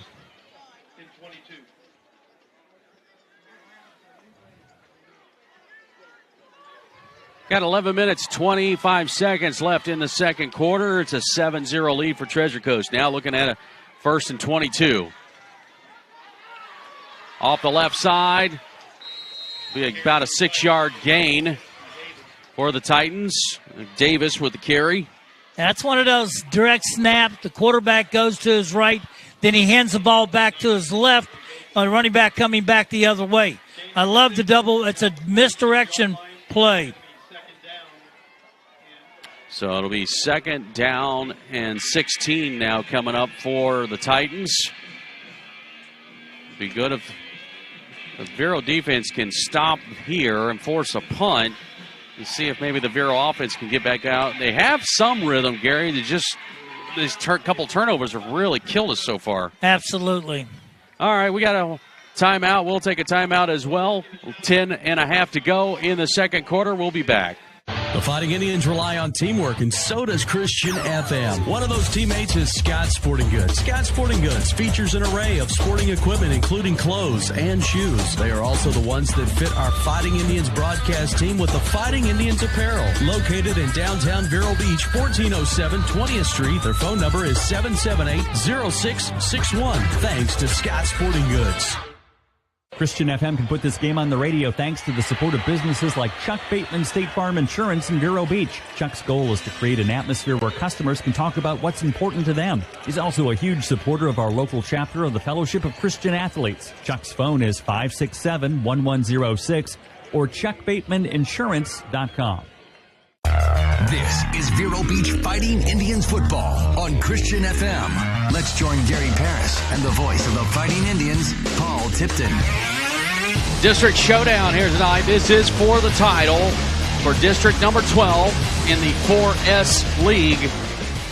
Treasure Coast, Vero Beach, and Treasure Coast right now with a 7-0 lead. We've got 10.5 to go in the second quarter. Paul Tipton along with Gary Paris. For Vero Beach, it's the regular season finale. Run to the left. Only be about a 2-3 yard gain on the play.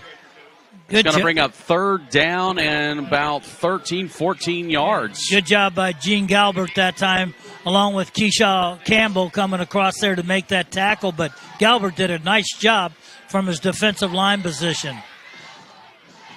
So on a 3rd down and 14, let's see what Treasure Coast can pull out here. This is where you have to always be careful of that potential of a pass. Roberts over the middle of the field. He's got a wide open receiver off his fingertips. And if he caught that, it was going to be 6. That was Gabriel Avon, who's already caught a couple this year. He's their leading receiver. That was a beautiful throw and a beautiful pass route, but a bad catch. Yeah. He was wide open, and we just talked about it. You got to be able to respect that play, and Anderson is the guy that you really kind of, and Donquell Wesley also is back there. So they fooled on the run, and they almost got beat. Break for Vero Beach forces a punt for Treasure Coast. Paul, is this the biggest punter you've ever seen? He is pretty big. And he can boot it, too. Woolard dives for it around the 16-yard line. Ooh, boy, that was dangerous. That was dangerous. What a kick, though. All right, Gary, the offense has had the opportunities to move the ball, but it's the turnover story. It is. A fumble Yes. and an interception. Yeah, it has. And the thing about it is that there's no rhythm with their offense right now. It's hard for Jake to get into a rhythm when it's tough for him. Well, you got low snaps. Yes. And you've got some blocking miscues going on, and that makes it tough for anybody.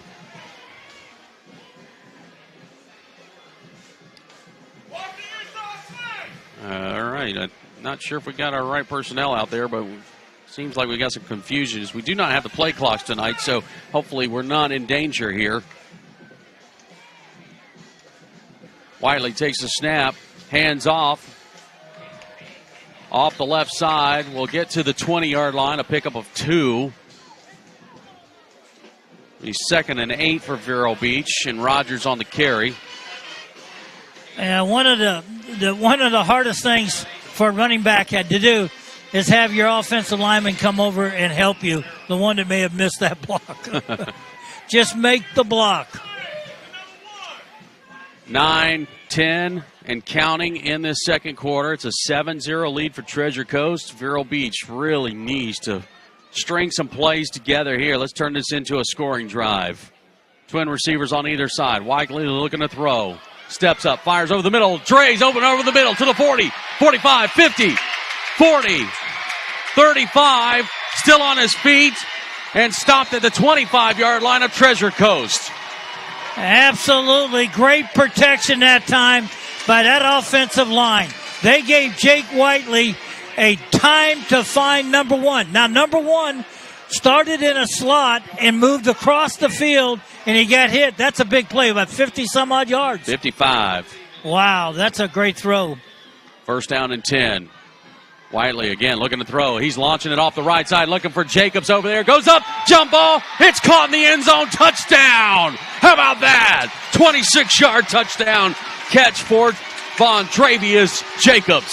That's at 50-50. You got to give your best athlete a shot at a 50-50 throw, and he's done great tonight with that. He went up and jumped up higher than the defender, made the catch. The ball was thrown. The only place that Jacob could throw it that makes that a touchdown was where it was. Looked eerily similar to that play last week against Martin County. Extra point is up, and it is good. Vero Beach has tied this ball game with 8.5 to go in the first quarter. It's 7-all. Air Docs of the Treasure Coast, cooling specialists, are Fighting Indians football supporters. They know how important it is to have a cooling system that can stand up to our Florida heat. Air Docs offers a full range of cooling and heating services, including repairs, tune-ups, and systems maintenance. Online at airdocsac.com and Facebook. The mission of the Fighting Indian is excellence, teamwork, and consistency. The same holds true for the McCall Agency, Inc., a local independent agency and broker and fourth-generation resident of Vero Beach. To learn more about their insurance products and risk management, Christian FM supporter Ron McCall can be reached at 772-473-6856. And their site is McCallAgencyInc.com. Proudly serving the Treasure Coast since 1956. So 82 yards in 3 plays. Result, a 26-yard pass from Whiteley to Vondravius Jacobs in the end zone. And the touchdown, extra point, makes it 7-7. This scoring drive brought to you by the McCall Insurance Agency as we get set to kick off.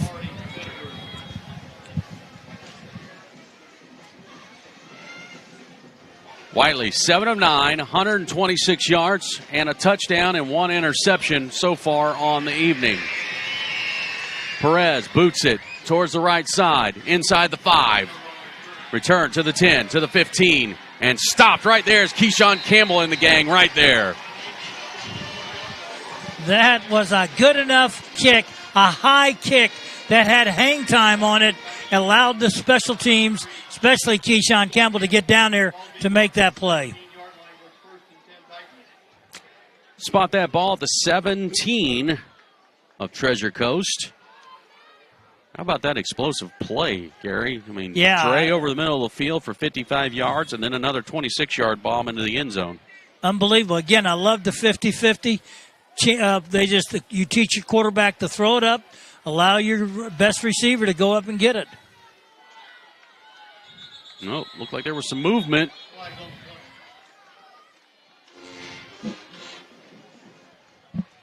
Might be looking at the center on a false start here. You know, one of the things Lenny told us, they do that little shift, and you got to be set 1 second. Right. And he thinks a lot of times they shift and they're not set 1 second. Turn it into a 1st and 15 on the false start penalty.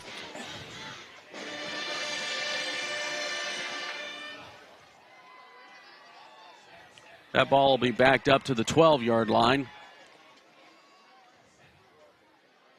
It's going to be a run to the right side. Pressure coming, and Vero Beach right there on it. Maybe got a yard or 2 on the gain. That's a great job, and a flag down. Yeah.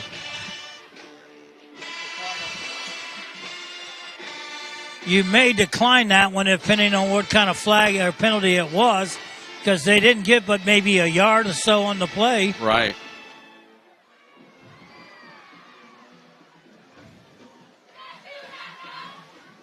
Oh, well, unless it's against us, then they'll take it. Yeah. It's a 15-yarder, but it must have been a face mask. Or maybe a collar. I don't know. Matt, what you got? So guys are calling a defensive clip. That means the second level, anybody other than the defensive lineman cannot hit below the knees on a blocker. And that's what they're saying we did on the blocker. Put the ball at the 30-yard line where it's now 1st and 10 for Treasure Coast. Counter off the left side to the edge and tackled near midfield. Nice big run by Pettigrew. I tell you what, Pettigrew does a great job. He jumps right over one of our tacklers like a hurdler and then break out to the outside on that play. That's a great run. We were in position to make that tackle. I thought we were going to get the tackle, and he hurdles. You got to get your head up, and you've got to wrap. You can't just try to knock these guys down. Picked up 20 on that carry. At midfield, 1st down and 10. Big shift to the left side. Run is to the left side. And the run will pick up 6-7 yards. What they do on a play like that, Paul, they overload. They got more men than you got. And what they do is they double team power to the one, and the running back, whoever gets the ball, the quarterback or the running back gets the ball, he follows that power double team there and tries to get what he can get. And he got a nice little run on that one. Yeah, he did. Picked up a good 6 yards. It's 2nd down and 4. They're at the Vero Beach 44-yard line. Tied up at 7. Run to the left side will be enough for a 1st down. A gain of about 6 on the carry.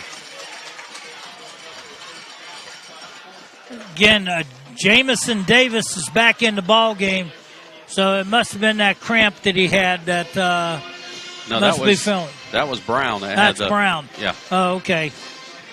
I stand corrected then. I haven't seen Brown back. It is a 1st down for Treasure Coast. They'll have the ball at the Vero Beach 38-yard line. 6.5 to go in the second quarter. We're tied at 7.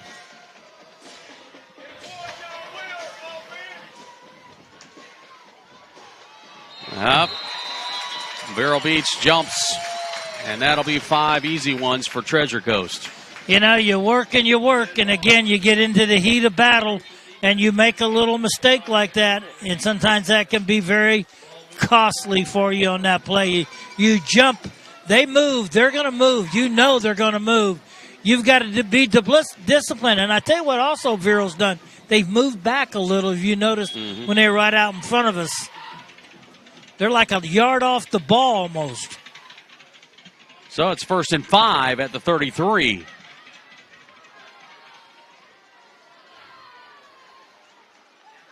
Run off the right side is Roberts. He shakes through a few tackles and burst of speed gets him to the 20-yard line, and another Titan 1st down. They do this so well. They're one of the, I think, maybe Apopka and Treasure Coast, the only 2 teams run the single wing in the state of Florida. And they do it so well. They've been doing it now for 8-9 years, and they develop their young talent, and everybody comes up. You go to Treasure Coast, either you're going to be a lineman or a running back. And it's a water break timeout. We'll step aside. Vero Beach, Treasure Coast tied at 7. 5.5 to go, second quarter. Christian FM is proud to welcome a new business coming soon to beautiful downtown Vero Beach, Downtown Dipper. Downtown Dipper is a step back in time to an old-school ice cream shop, serving 24 flavors of hand-scooped ice cream, a family-owned and operated ice cream shop. Downtown Dipper, opening soon. Thanks to Downtown Dipper for supporting Christian FM and the Fighting Indians. This is Fighting Indians football on the Vero Nation Network, brought to you by Ohana Water Systems. We're at the Citrus Bowl, Billy Living's Field tonight. It's good to be back home after 2 weeks on the road to Centennial and Martin County, where we went 1-1 on the road over the last couple of weeks. Tonight is the regular season finale for Vero Beach, and it's against Treasure Coast. And boy, it's a good one so far. Treasure Coast got the early score. Vero Beach just a little while ago able to tie it up, but Treasure Coast again is on the move. This drive that they're currently on started at their own 17-yard line. A big penalty called clipping, defensive clipping. Which is very seldom, never called. Right, got them from inside the 17-yard line to the 30-yard line. And then since then, it's been a couple of nice big runs by the Titans, now currently at the Vero Beach 21. Run up the gut. That's big guy running the ball, man. Big That's guy big. running it. Yeah.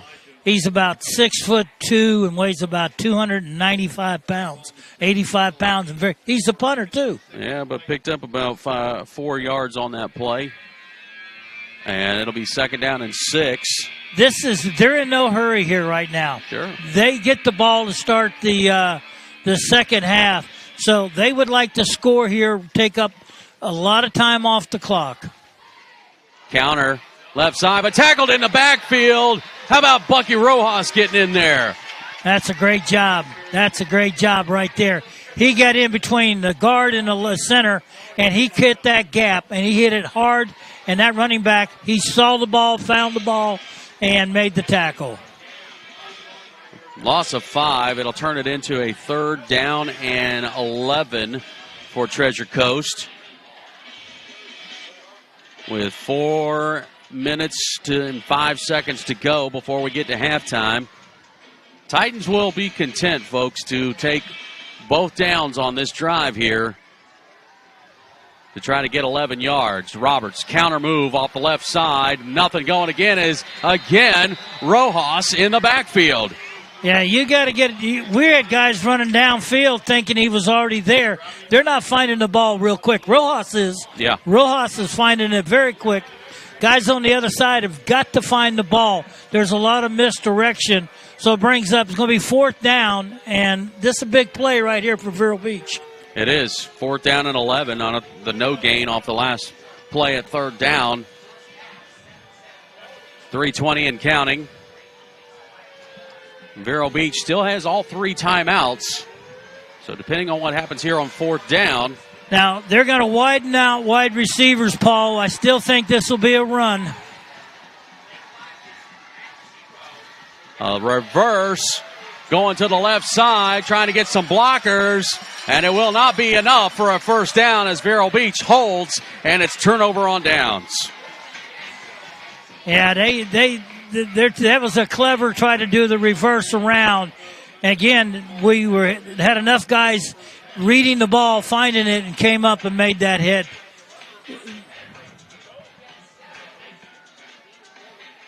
Rojas, 7 tackles and 2 for a loss. And those 2 were on this last drive. And boy, what a great play by Bucky Rojas.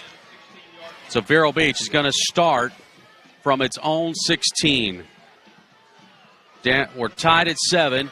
They've got all 3 timeouts, 2:55 to go in the second quarter. Handoff. Left side is Rogers, who spins out. Flag comes in as Rogers gets to the 25. And it's another flag on the play. Holding call.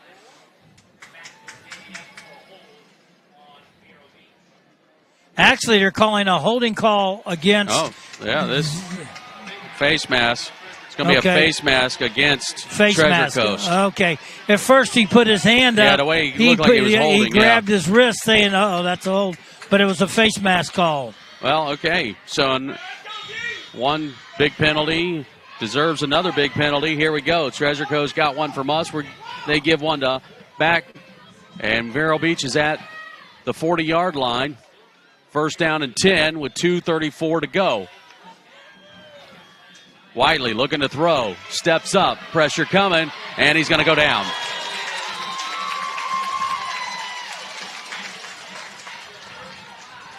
That's good coverage downfield. And I'll tell you, at 5'9" or 5'10", You're trying to dodge the guys, big body guys that are 6'2", 6'3". You're trying to find a throwing lane. He did everything he could to try to find a throwing lane. Just wasn't there. Loss on the play of about 5, make it 2nd and 15. Clock continues to tick here at 1:52. Low snap, handoff to Rogers, working off the right side. And Quincy gets to the 40-yard line, back to our original line of scrimmage. I'm going to tell you, he almost put a knee down to that low snap. If the official, that was close. His knee was close to being down right back there. He's got to help his quarterback, Silas, by getting that ball up. So they're going to mark him at the 39, not the 40. So it'll be a 3rd down and 11. 120 and counting here. Kind of surprised we haven't taken a timeout here, Gary. I'm thinking Coach doesn't want to give them any time. Twin receivers on either side. Whiteley with the play action. Steps up. Pressure coming, and he now lost the ball again. And Treasure Coast recovers. You got to protect the ball. Listen, the sack is not his fault. The fumble is his fault. It's an incomplete pass, they're saying. Wow. Matt, what do you got? Guys, he tried to shuffle it forward, and we did have Quincy in the area, so therefore it was an incomplete and he did literally try to shuffle it to him. I really thought that I didn't see that, Matt. Thank you, because I was going to get all over him for not protecting the ball better than that. But he was trying to throw the pass. So Perez will come out to punt with 59 seconds left. End over end punt. Caught at the 25, 30, 35, and tackled at the 37. You have 49 seconds left to go in the first half. Treasure Coast does get the ball back to start the second half. So I'm not sure what they'll do here. I'd be guessing. But, you get the ball back. You want to protect the ball as much as you can right here. I got a feeling, Gary, that they'll try to run a pretty significant play here and see if they can break one loose. All right. You may be right. Well, think about it. If you can get a score here and you get the ball to start the third quarter, that really could put Vero behind the 8 ball. Tied at 7, 49 seconds to go. Titans start from their own 38. Handoff up the gut, nowhere to go, tackled immediately. There was a run blitz that time. They had Keyshawn Campbell come running in a run blitz from the middle linebacker, disrupted the timing back there. They were lucky they got that handoff. I think they're going to let the clock run down as much as they possibly can. It's 40 seconds, so. That just changed everything. Yeah. Yep. Well, let's let this clock roll down here. Maybe take a knee or just run one more play if they need to. 15 seconds and counting. 10. Roberts running off the left, and again another tackle. This time Campbell slices through to make a tackle for a loss.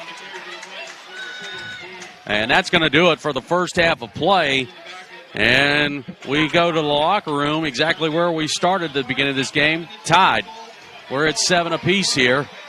And let's go down to the sideline. Matt's got Coach Jay. Well, Coach, you got the 2 best teams in the area in a dogfight. Wouldn't expect anything else, would we? No, it's probably what we expected, and that's what we got. So got a whole half of football left, so we got to get some things cleaned up. But proud of our efforts so far, and we'll see what we got the second half. All right, Coach, appreciate your time. Let you get to the boys. Back to you guys. We're tied up at 7. We're going to step aside. We'll have the Genesis Church of Vero Beach halftime show coming up featuring Women of the Fighting Indians and host Bobby Perez. 7-7 between Treasure Coast and Vero Beach. This is Fighting Indians football.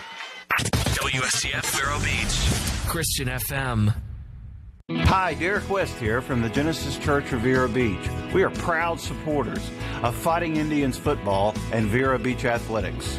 We invite you to join us this Sunday at 9:15 for our services. If you can't join us in person, please visit us online at gcvero.com.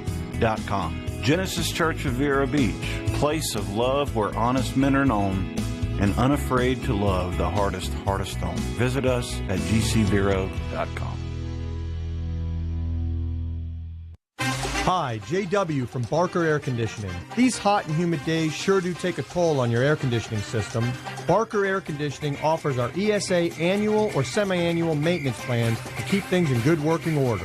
Barker Air Conditioning, servicing Indian River County since 1959. Thanks to Longevity Rehab Centers in Vero Beach and Sebastian, owned by locals whose mission is to help heal those who are hurting with a goal of getting them back to a productive life. Longevity Rehab has built a reputation of trust with their clients from the top down, offering both physical and massage therapy designed to restore, relieve, or maintain a healthy lifestyle. Blue Cross Blue Shield, Humana, Cigna, United Healthcare, Health First, Medicare, and most insurances are accepted. LongevityRehab.com. Welcome to the Fighting Indians Halftime Show, brought to you by Genesis Church. Here's your host, Bobby Paris.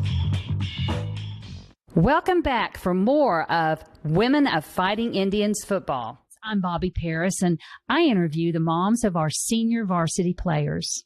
Tonight, my guest is the lovely April Perez. She is the mom to number 8, Cameron Perez. Cameron is our punter. He kicks off. He's a D-back. He has a very strong leg. He also starts at safety. That is so versatile. So welcome, April. Hello. Okay. But April, this is about you. So you tell us about yourself. Alrighty. Yes, ma'am. I was born and raised in Vero Beach, Florida. As a student, I went to Rosewood Elementary School. I attended Gifford Middle School, and then, of course, I went to Vero Beach High School. After high school, I moved to Miami and went to Florida International University, where I studied business. And then after that, I went to FAU for my educational leadership degree. So after Miami, we moved back to Vero Beach and really begun our family here. Currently, I work for the School District of Indian River County. I am a coordinator in the Curriculum and Instruction Department. So interests that I have are I love reading books. I love going to the beach. Of course, raising 2 young teenage boys, getting them through high school is definitely work that I have to do every day. So I would say, yeah, my interests are reading and of course, spending time with the kids and watching them play sports. And you know what? Raising 2 sons and working full time. That's pretty much how your interest goes. Right. You know, but you know, this time of year is very busy. And we've had some crazy time with the storms and kids in school, out of school, and you were part of the school system, so you know how that goes. So with football practice and everything, how do you keep the Perez family organized? Well, it's really important that we have a schedule. So we actually have family meetings usually every weekend to where we kind of coordinate what's happening for the week, who's taking who to practice, are our practice clothes ready? What sort of snacks do we need for practice? And it just takes a lot of coordination. I can tell you that my mom, Debbie Nicotra, their grandma is a big asset to our family because if I can't take them to practice or pick them up, my mom will be there to help us out. So it's definitely a family affair when it comes to coordinating and getting to all the different practices, school activities that they have to do. So I would say it takes a village. We do have an incredible football program here. Vero Beach High School, somebody said 5-star. I don't know of any other place that feeds their kids the way they do. And it's a real community effort, too. You know, when they talk about the 12th man in the huddle up in the stands, it truly is. And they embrace this team. Our coaches are amazing. So tell me how you feel about that as a mom with a player on the team. Well, I think, Cameron's been playing sports for 14 years. He started when he was 4 years old at the rec department with Scott Seeley. I remember him learning how to dribble the ball, learning how to field the ball. They're all chasing the ball around on the baseball field. Exactly. So I think the community of coaches and mentors that Cameron has had has really grown him into the young man he is today, athletically, and then, of course, maturity level. So I just appreciate all of the coaches and mentors that he's had over the years. You know, for baseball, he's had Coach Sean Cameron and Billy Romans and Coach Glaze and Coach Morgan from Imagine and Coach Ripple. These coaches have just been instrumental, not only now, not when he was younger, but also now. Like, we called him for advice, like, hey, we want to join this travel ball team, or hey, we're thinking about Cameron going to college here. What do you think about that? So I think for 14 years, he has developed these friendships and these mentors with these coaches. And I think it is a community to support Cameron growing up. And it's just an amazing experience to be a part of a community where, coaches and mentors care about your kid and who they are. They love him. And to see that, it's just so important that he's had these mentors growing up. Women of Fighting Indians football will continue right after this. Hi, Derek West here from the Genesis Church of Vero Beach. We are proud supporters of Fighting Indians football and Vero Beach athletics. We invite you to join us this Sunday at 9:15 for our services. If you can't join us in person, please visit us online at gcvero.com. Genesis Church of Vero Beach, place of love where honest men are known and unafraid to love the hardest on. Visit us at gcvero.com. Hi, JW from Barker Air Conditioning. These hot and humid days sure do take a toll on your air conditioning system. Barker Air Conditioning offers our ESA annual or semi-annual maintenance plans to keep things in good working order. Barker Air Conditioning, servicing Indian River County since 1959. Jeremiah's Italian Ice loves our Vero Beach Fighting Indians. Jeremiah's offers over 40 flavors of Italian ice and 2 flavors of soft serve ice cream. The showcase of the menu is layering the 2 together for their gelati. Located off State Road 60 in the Marshalls Plaza, Jeremiah's Italian Ice. Live life to the coolest. The Fighting Indians halftime show is brought to you by Genesis Church. Once again, Bobby Paris. Welcome back. I'm Bobby Paris as we continue with Women of Fighting Indians football. Tonight, my guest is the lovely April Perez. She is the mom to number 8, Cameron Perez. So welcome, April. Hello. I am a real proponent for student athletes, student being number 1. How is Cameron? Well, of course, working for the school district, this school is number 1 priority for me. And I really have a unique opportunity because Cameron was at school with me from kindergarten to 8th grade. And then in high school, of course, I followed him, some people would say. So I get to see him I actually saw him at school yesterday because I was there for work. So getting to see him on campus and even my younger son, just being a part of, again, that community and that school family at Vero Beach High School.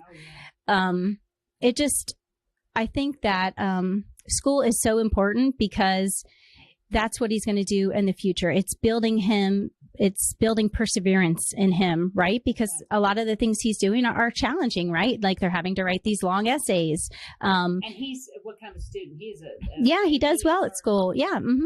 And so I think school is very important. So we're always monitoring his grades online and communicating with the teachers if he hasn't turned something in. So I think he would probably say that too, that my mom is on top of me for school. But it is very important that he graduates high school with honors and then, furthers his career as he moves on to post-secondary. So he may not say it now, but down the road, he's going to say, thank you, Mom. Right. Thank you, Mom, for being there. Thank you for calling and finding out what report I didn't turn in. All right. Any plans for him after he graduates? Is he talking about any particular school or what he would like to do? Yeah, so we've really been exploring that. And I can tell you, Vero Beach High School has done a great job really helping us kind of figure out his pathway. So, we're exploring all the options, of course, with sports. We're taking the videos from football and baseball and going to be sending those out soon. So we're kind of just putting out feelers and looking to see where he might want to go and explore. So I'm hoping, and as I know, in the next few months, I guess we'll see where it takes him.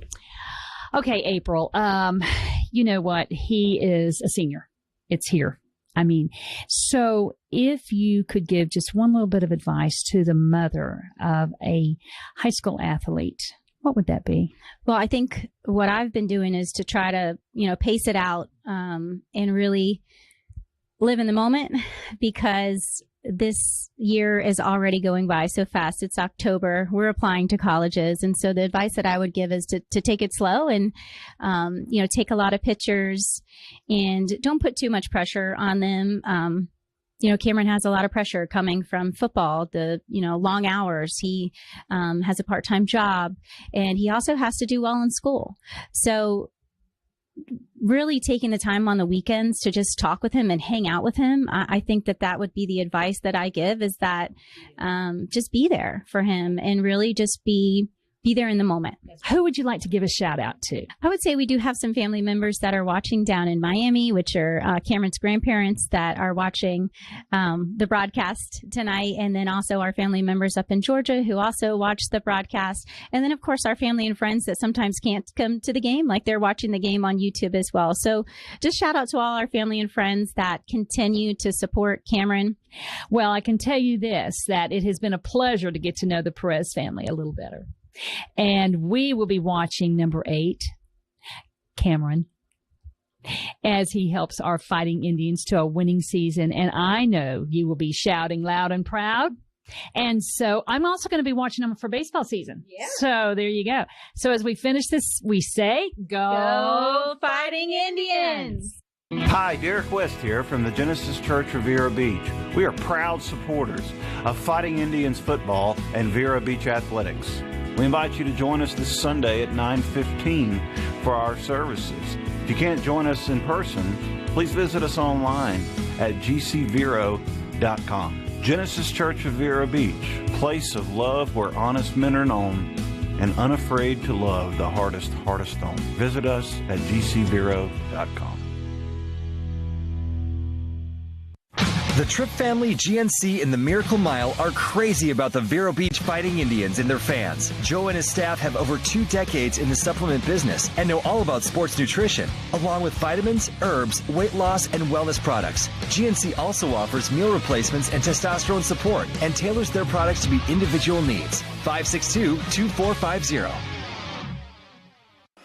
Air Docs of the Treasure Coast, cooling specialists, are Fighting Indians football supporters. They know how important it is to have a cooling system that can stand up to our Florida heat. Air Docs offers a full range of cooling and heating services, including repairs, tune-ups, and systems maintenance. Online at airdocsac.com and Facebook. Durfee's Heating and Cooling, a longtime friend and supporter of Christian FM. Durfee's Heating and Cooling offers air conditioning repairs, maintenance, and new installations. Family owned and operated, serving the Treasure Coast area. Durfee's Heating and Cooling, 772-971-5884. The Fighting Indians halftime show is brought to you by Genesis Church. Let's join Gary Paris and the voice of the Fighting Indians, Paul Tipton. Vero Beach, Treasure Coast in deadlock at 7 apiece here at halftime. And we get set for the second half here momentarily. But before we do, Gary, your thoughts on that first half of play? I mean, to be 7-7 and turn the ball over twice is that's big. That's, you would have thought you'd be down further down than that. But this is a great game, great battle. They get the ball to start the second half. Vero's got to stay with them naturally, and they got to continue to play like they're doing. And I'll tell you what, Jake Whiteley, my thoughts on him is he's stepping up in the pocket, and he's doing a good job. He's taking a couple hard hits, but I tell you what, for a guy that's 5'9" or 10, weighs 140 pounds, and these guys that are going up against him are weighing 220 pounds, or it's amazing that the guys coming in. Some of them linemen are like 280 pounds coming in there at him. He is definitely showing some true bravery here tonight, and we're very proud of him on the night so far. Let's take a look at the Durfee's Heating and Cooling first half stats for Whiteley. He is 7 of 9 for 126 yards, a touchdown, of course, 2 interceptions as well. On the ground tonight, we've got Rogers with 10 carries for 28 yards, but we've also taken some losses. So total, we've got 21 yards on the night for a total of 147 yards between our ground and passing games. We've had 6 first downs, 2 turnovers, 4 penalties on the night for 35 yards. For Treasure Coast, of course, as you would imagine, it's been all the ground game, 126 yards overall. And it has basically been Brown with 3 carries, 22 yards. Roberts, we don't know about his status. It looked like it might be a hamstring issue with him, but he still has other guys like Davis, who's got 7 carries for 77 yards and a score. Pettigrew, who's got 3 carries, and then also McIntyre, who's got a carry. So there's no shortage of ball carriers there on the Titans. So when one goes down, another one can certainly step up. With that, let's go down to the field, check in with the guys. Ronnie, defensively, they're playing very well, particularly Keyshawn Campbell and Bucky Rojas. You're exactly right, and that's one thing that Coach was working on this week at practice. I was able to get out and watch them practice one day this week, and they were really working on recognizing how the Titans were going to formations were formation recognition, and our defensive line has done a good job of gap control tonight, which we knew they were going to have to, and they've been able to do that so far in the first half. Much better defense than what we saw last week, and it's just been exception of one play. It's been a great night for the defensive team. Absolutely has been. Keyshawn Campbell and Bucky Rojas leading with 7 tackles apiece. Both of them have 2 tackles for a loss. Pollock's got 3 tackles, and Anderson with 4 tackles as well. Offensively speaking, to only be down, or not even down, actually tied in this ball game isn't impressive in and of itself. It speaks to the defense. Offensively, though, Matt, you've got a quarterback that has been your number 2, and when you try to bring in another quarterback, he maybe is out for the rest of the game with an injury. That just says a lot about what Jake Whiteley is all about. There is no doubt, Paul. He is the story tonight. Obviously, you got your playmaker, Dre, just doing his thing. But the point guard, your quarterback, he's got to be able to do what he's doing the second half, what he did the first half. Don't play outside of yourself, and he has not done that. He has not disappointed. And like Gary, I think you said it right. You talk about the mental toughness of this young man is stepping up, giving up 100 and sometimes 40 pounds to some of these defensive linemen, yet he's stepping up in the pocket, which is so tough to do at any level, let alone you got a junior quarterback that only weighs 135, 140 pounds. So he's been the difference. He's been able to get the balls to the playmaker, and if we can continue doing that, that's going to be big, and that's going to start with that offensive line. The offensive line, we talked about the turnovers in the first half, that some of those weren't Jake's fault. He got hit on a couple. Watch us switch up some of our blocking schemes towards the end there. We really felt like we dominated that front. The coaches were excited. I mean, you could see spit flying out of the mouth. They were excited. The fight is on. And so watch us. We're just going to switch up a little bit of blocking scheme to help them, some of those edge guys. But, guys, what a dogfight. And how about that, Jake Whiteley? Yeah, he has been supercharged here tonight for this offense, and Jacobs has got 3 catches for 105 yards, and our lone scorer, Woolard, got a hot start, 3 catches, 17 yards, and it's been big first downs thanks to Woolard and his ability to catch the ball. So Vero Beach is still in this. We are deadlocked at 7 apiece. We're going to step aside. We'll get set for the second half between Treasure Coast and Vero Beach.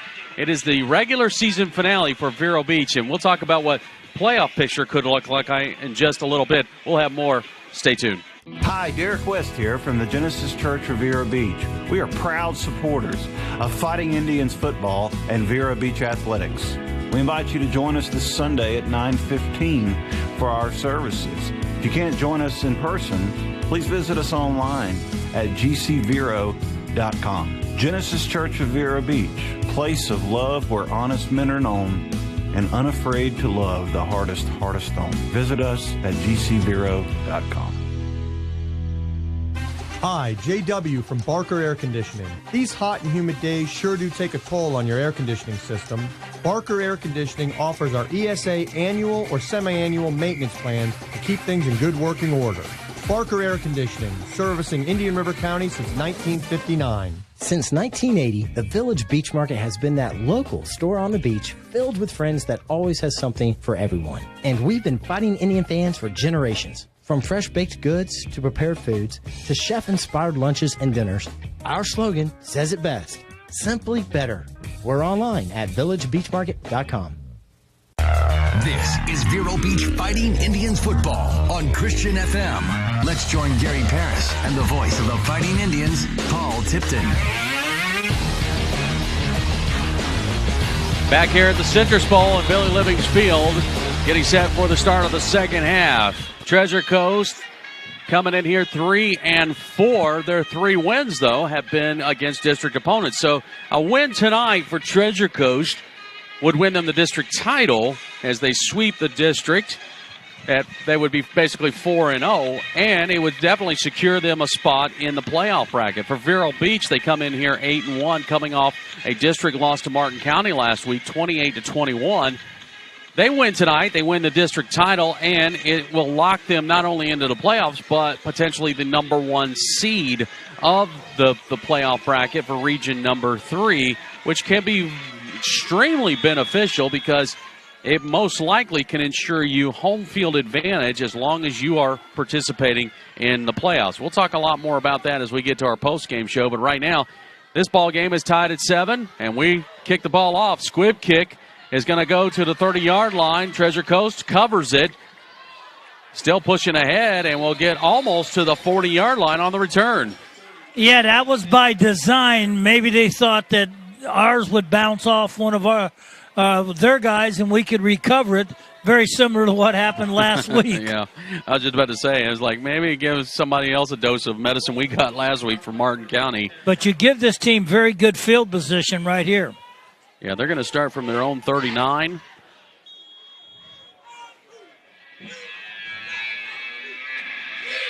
Monte Brown went down in the first half of play, and he is still on the sideline here, so we will not see him most likely in the remainder of this ball game for Treasure Coast. Titans short of a player. Now gets set in motion. And it's Davis off the right side. He had a big run earlier and gets another solid run here for 11. Yeah, he's averaging 11 yards a carry. He got 11 right there on that play. On that he lines up in a little bit of what I call almost like a slot, but he's just a little closer to the line. Snap, he comes in motion. You got 2 guys pulling to the outside. He gets behind them. And he's coming out right now. Yeah, he came up a little gimpy, but he seems a little better now as he's trotting off to the sideline here. Titans get a first down off the 11-yard run by Davis. They're into Vero territory at the 49. We're tied at 7. We're just starting the third quarter.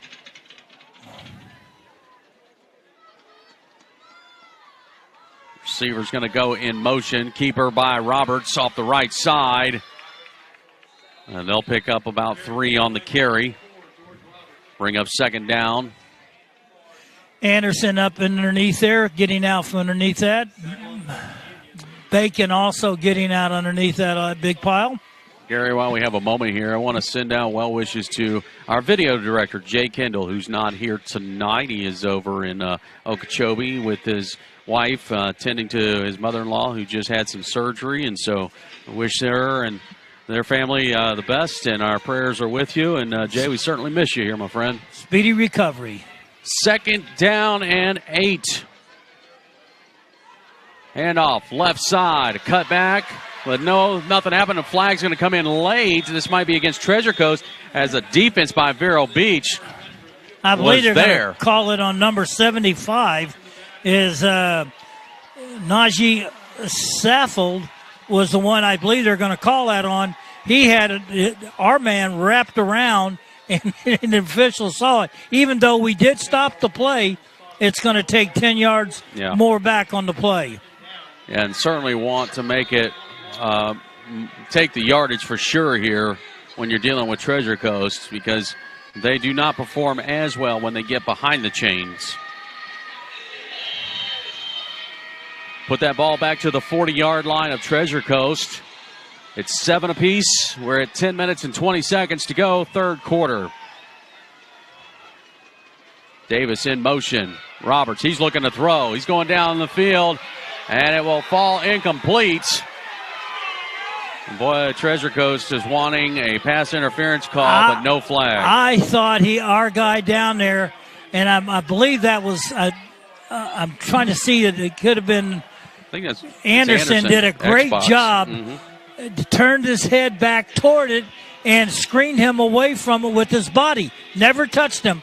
Did an excellent job. Brings up 3rd and long on that. Boy, I tell you what, these black jerseys and the silver numbers, some of those numbers kind of blend together with their jerseys, and it makes it tough to see, especially 22, 20, or 23. 10-10 to go, third quarter. It's tied up at 7. 3rd down and 21 for Treasure Coast. Can that Vero Beach defense force a punt? Roberts got a pass, got a receiver. It's caught, but a good tackle will stop him short by about 3 yards. And he's a gambler over here, Irvin Jones. You wait and see. That's 4th down. And I tell you what, they almost pulled it off. Everybody else kind of saw it. We saw it. We thought it. Even Anderson walked over and pointed to the one of his guys. And we just did not get a guy deep enough back on that. He caught it short. We were able to make the tackle. That was Connor Johns on the catch for Treasure Coast. Picks up 22. Treasure Coast going to go for it on 4th down and 3. Shift to the left. Roberts caught in the backfield. He's going to be stopped. No gain at all. How about Pollock getting in there? Yeah. Rojas Kevin in there. Rojas. Look at them. They're having fun out there. Kevin and Rojas. Kevin Pollock and Bucky Rojas came in and made that hit. It wasn't so much a blitz. They just shot the gap and they got did. in there. Great play by the defense. Turnover on down. So Vero Beach is going to get the ball. First time in this second half. They'll get the ball at their own 42. Whiteley's got a 4-receiver set, 2 on either side. Quincy Rogers in the backfield.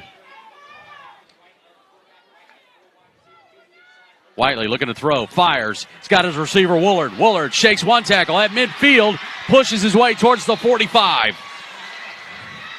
And a Vero first down. He does a quick out. Now what they did is the slot defender is way off. They're going to go back with Smith. When Smith takes off, they leave that outside open out there, and that's it's about the 3rd time we've seen that throw out there. Put it at the Treasure Coast 47. First down and 10. Handoff. Rogers up the gut to the 30, 20, 15, close to the 10. Wow. That was a great job blocking by Quincy comes up limping. It may be and he's down. Yeah. A good job by the offensive line that time. Dalton Jordan did a great job. Chase Stevens, Silas Batchelor, Paul Paris, and Eric Benitez did a great job. And I think it may have been a little cramp. All right, we'll give you cramp this time. Yeah. We'll go with that. Yeah. We love that. What a great run. And that line had a great surge. You know what? There may be a little fight. They were thinking challenged. So, Gary. It's feeling like it. 35-yard run by Quincy Rogers. Jean is in the backfield now. Trips to the right side at the 10. At the 13. Handoff Jean off the left side. Jean, boy, it looked like he was off to the races and then just tripped up. Yeah, he barely got tripped up on that play. That was a good read. Good job by Benitez and Paris on the left side. Blocked that, did a beautiful job on that. Both of them allow that hole right there for Jean. Rogers back into the ball game. Second down. Handoff Rogers, left side. Now flag comes in late. This is usually in the area of holding. And guess what?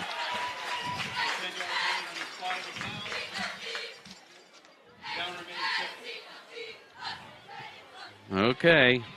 So we're going to move back off the holding penalty. That ball's going to be put back around the 19-yard line. Brings up second and about 16 or 17 on the play. 7 minutes, 48 seconds and counting. Third quarter. We're tied at 7. Vero Beach has had a couple of big plays here on this drive.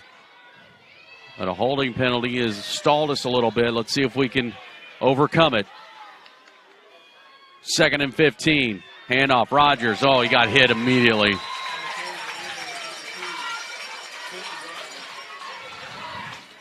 Wow, whatever that was, it didn't work. That wasn't a good job blocking. That was. Yeah, that's going to be another loss on the play. And so that'll put us back on the other side of the 20 to the 21. And 2nd down and 17.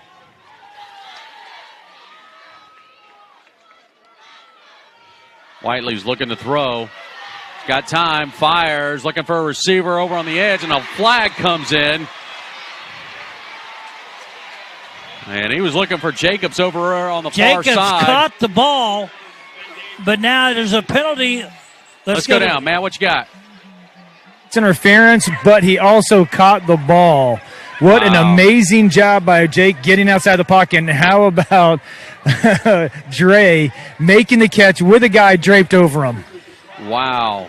Yeah, we were kind of shielded from that. We really didn't see it. I thought it went incomplete, but wow, what an amazing catch by Jacobs. Now they're talking to Coach. Is it a first down where the ball is marked at? Right. And that's the question. So it's going to be short. Now, if they get the penalty, it's not a first down either. Unless they mark it from the spot. Yes. Yeah, so you get the down over, get basically. the down over, yeah. Yeah. So you take the penalty. Same spot, one less down. Yeah. So you take the catch away and the yardage, but you get the ball for 2nd and 3 yards to go. 2nd should be. All right, it was 3rd down. Being told now. So it'll be a third. Now, Coach is trying to talk to the ref. He's asking him to come over and talk with him. They're discussing it on the field. So, Gary, is this one of those half the distance to the goal situations? Because they were at the 21 when he threw that ball. And it's a penalty, right, and it's a pass interference. So, to me, if you do it, it would be half the distance to the goal, Paul, is way I would have thought too. But now they're bringing the coach coming over to talk to Lenny, the referee.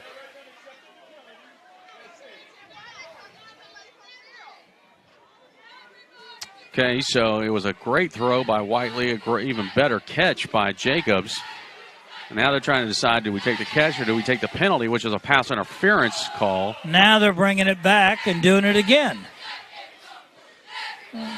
I'd rather get him right if they have to get it. Yeah, absolutely. This is a very critical play here.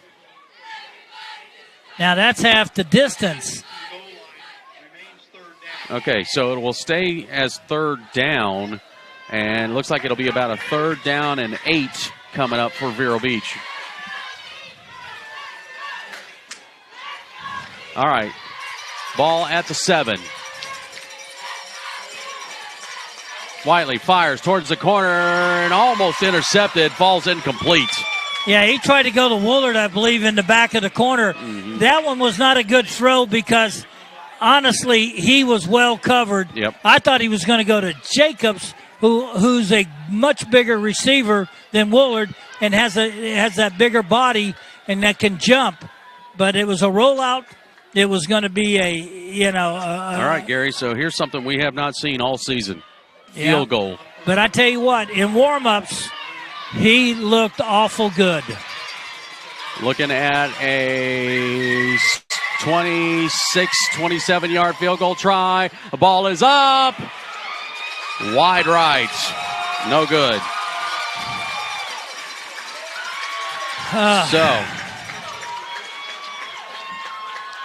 Interesting situation there. Yeah, he was, when we watched him in warm-up, he was booming 40-yarders right through the goalpost. That one barely made it, and it was wide right. So we'll take a timeout for a water break. We'll be back. We're tied at 7. HBS Glass is a proud supporter of Fighting Indians Athletics and Christian FM. Since 1973, HBS Glass has served homeowners, architects, and contractors in the Vero Beach area. HBS Glass offers hurricane impact windows and doors. HBS Glass, 722 3rd Place or hbsglass.com. Thanks to HBS Glass. This is Fighting Indians football on the Vero Nation Network, brought to you by Fatland Auto Group. Well, it was a missed field goal try by Vero Beach, and so we stay at 7-7 between Treasure Coast and Vero Beach. Paul Tipton, Gary Paris, Ronnie Self, Matt Paris, Don Dexter, and Derek West here tonight. Regular season finale for Vero Beach. They have next week off. And then a week after that, it's playoff time. And during our postgame show, we'll tell you what that potentially could look like. But right now, it's a matter of, can we get a win here tonight and get a district title? Run off the right side by Treasure Coast. Might be a gain of 2. And now a flag coming in. And the way the Indians are clapping, they think it's against Treasure Coast. It might be unsportsmanlike. Our late hit, piling on, could be, or... again. And they're signaling, let's take the penalty. Absolutely. You want, they'll be half the distance to the goal, too.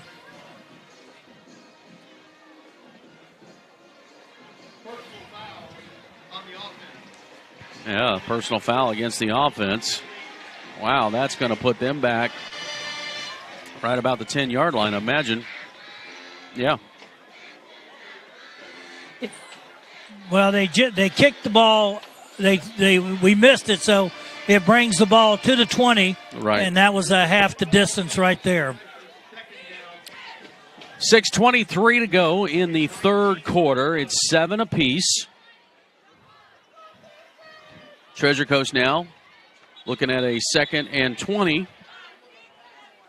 A whistle. Oh, they've got to change the down marker. Second down. So it'd actually be 2nd down. It was a dead ball penalty against Treasure Coast. 2nd down and 20. Keeper by Roberts off the left side, and Roberts to the 15. Down around about the 16, 17-yard line. Yeah, you can hold him to a run like that. That's a big run that time. And now coming out would be George Roberts, their quarterback. Yeah. His helmet came off. He has to come out for one play. Amonte Brown, who's their other running back, we see him down on the sideline. He pulled a hamstring muscle. So coming in at quarterback is going to be Taylor, looks like. Yep. And again, well, it could be anybody. Yeah. Call it the running back position back there. 5:45 and counting, third quarter. Titans looking at a 3rd and 12 from their own 18-yard line. Taking a lot of time here. Well, 54 came in. He's either ineligible, he has to come in or declare or what. I'm not sure, but they took him out. Well, they're bringing in, switching him out. All right, they're going to start this clock again. 5.5 to go, third quarter. Titans with that single wing offense. It's all about the run. And on 3rd and 12, let's see what they do. It's going to be a run up the middle, but not much going as they'll get to the 20-yard line, and that's it. Boy, here comes a flag. Yeah, that's going to be a big personal foul as 75 for Treasure Coast decided to do a little body slam on Bacon. Yeah, that's a dead ball foul, so that'll be 4th down, and they should move it back a half because that's dead ball because the play was already blown. Let's see how they call it. Yeah, they're getting ready to mark this one off here. And that ball will go back to the 10. Yeah, and they'll be punting here, fourth down now. Should be fourth down. And it is. So Coach Jones will send that punt unit out. So far in the start of this third quarter, Treasure Coast got the ball, tried to go for it on fourth down and did not get it, so it was turnover on downs. Vero Beach went down starting from their own 42, 6 plays, and then tried a field goal, did not get it. Now Treasure Coast, because of some penalties, got pushed back, and on fourth down, they're going to punt the ball away. And their punter is standing at the goal line. Boy, the line drives this one, but man, what a punt. And Woolard has to go back and track it down at the 40. Woolard trying to get to the edge and will get pushed out of bounds right about the 42. Wow, what a kick. I'm talking about a boomer, not high, but distance was unbelievable. That had to be almost a 60-yard kick. Yeah, pretty much, yeah. He was standing right there at the goal line. All right, Gary, we're tied at 7. Vero's been able to dodge some bullets here. Now it's time to see if the offense can put a drive together. Absolutely, and this is when they have to come out. They had a great running. They ran the ball well. Let's see if they can capitalize on that last series with their running ability. All right, 3 receivers right side, single to the left. Rogers in the backfield. Whiteley from the gun, looking to throw. Fires, finds Gwynn. Gwynn to midfield. Gwynn into Titan territory and a first down for Vero Beach. Nate Gwynn, the tight end, does a little hitch route about 8 yards, catches the ball, drags 3 guys to get the first down. He was wide open. And they're going to pick up the tempo a little bit. A 12-yard gain on the catch. Low snap, but Wiley looking to throw again. He's firing down the sideline looking for Jacobs, and he's out of bounds. Yeah. That again, it's a bad snap, and it takes your timing completely out of sync because you get that, you come up, you read it. He had to pick it up and throw it to an area which took him out of sync right there with that play. 4:08 to go, third quarter. It's 7-7, and Vero Beach in Titan territory at the 46. 2nd and 10. Handoff Rogers off the right side. Quincy off 2 tackles, gets to the 40-yard line. He picks up about 6 yards on that play. Nice job blocking. Dalton Jordan and Chase Stevens on the right side just did a really nice job of blocking there. We'll call it 3rd and 5. Trips left side. Whiteley looking to fire. Intercepted. Oh.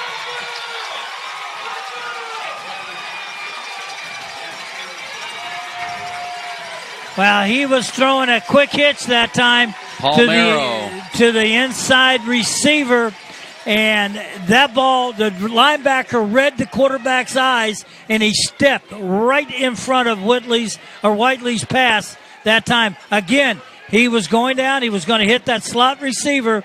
Good read, good play. That's a big play right there. All right, defense has got to step it up again. This time, Treasure Coast has it at their 40-yard line with 3:36 to go, third quarter. This will be the 3rd time in this quarter that Treasure Coast has had the ball.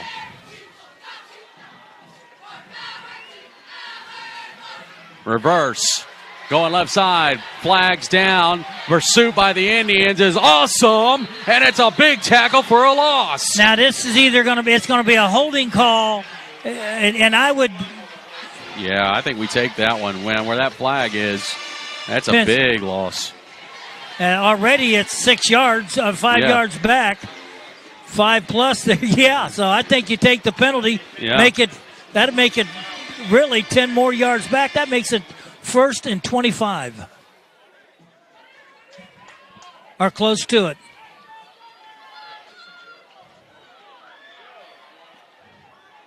So they'll put that ball back inside the 25 to about the 23-yard line. What a great job of tackling. What a great job.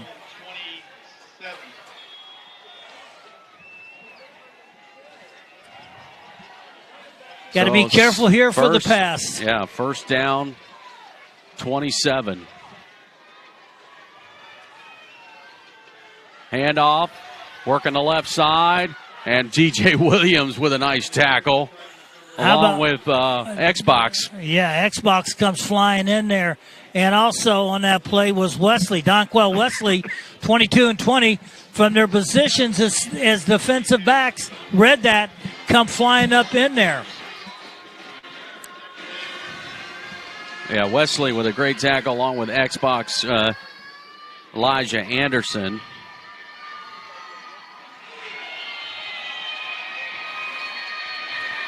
Second down, 22 from the Titan 28. Roberts, he's looking to throw. He's got a receiver on the right side, caught around the 40-yard line and tackled down about the 42-yard line. So now the Titans have a third and manageable situation, GP. Yeah, they did a good job of running two guys out there. They had one going down deeper, and then they swung a guy to the outside wide, and he's the one that they got the ball to. So it's going to bring up 3rd and 8 right here on this play. So this is, again, a big play for the Indian defense. Inside 2 minutes to go, third quarter. Ball's at the Titan 41. Looking at a 3rd and 8. We're tied at 7. Roberts, keeper, right side, turns it upfield, and he might have, I think, by the spot. He's got enough for a first down. Great job of faking that, handing off. Everybody got bit, and there's a penalty on the play. A penalty. And if anybody knows what that is, that's holding.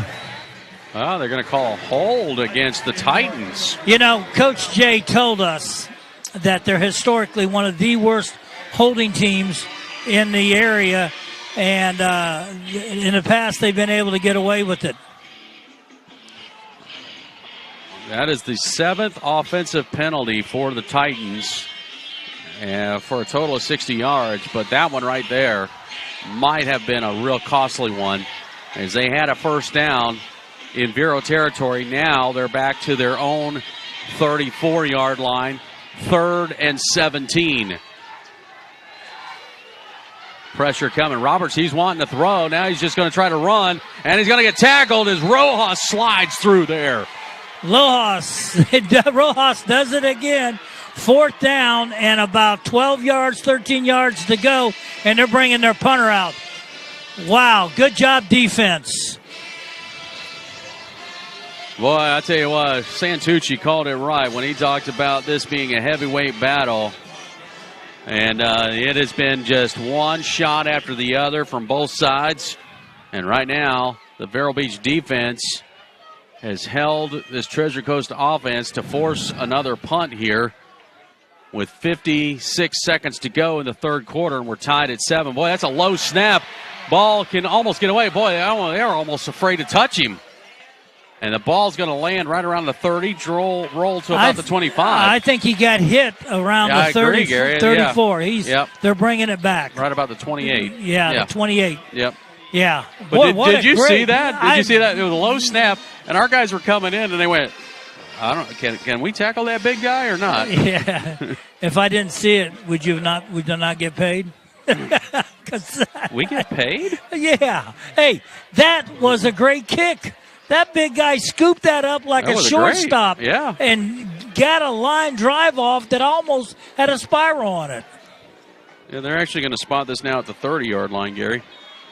First down and 10. All right, offense, let's get it. Wiley with the 4-receiver pack, 2 on either side. We got 43 seconds to go, third quarter. It's tied at 7. Handoff, Rogers trying to get behind some blocks. Nothing there. Oh, boy, you got one of your linemen. That's Paul Paris. His hand is banged up. And really, we don't have any replacements. Yeah, Ben Hall is on the injury list. And yeah, he's on so we are basically concussion protocol. We're on five players right now. So 2nd down and 10.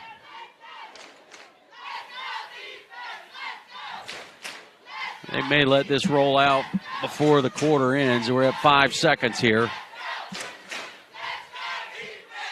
And that will do it for the third quarter of play.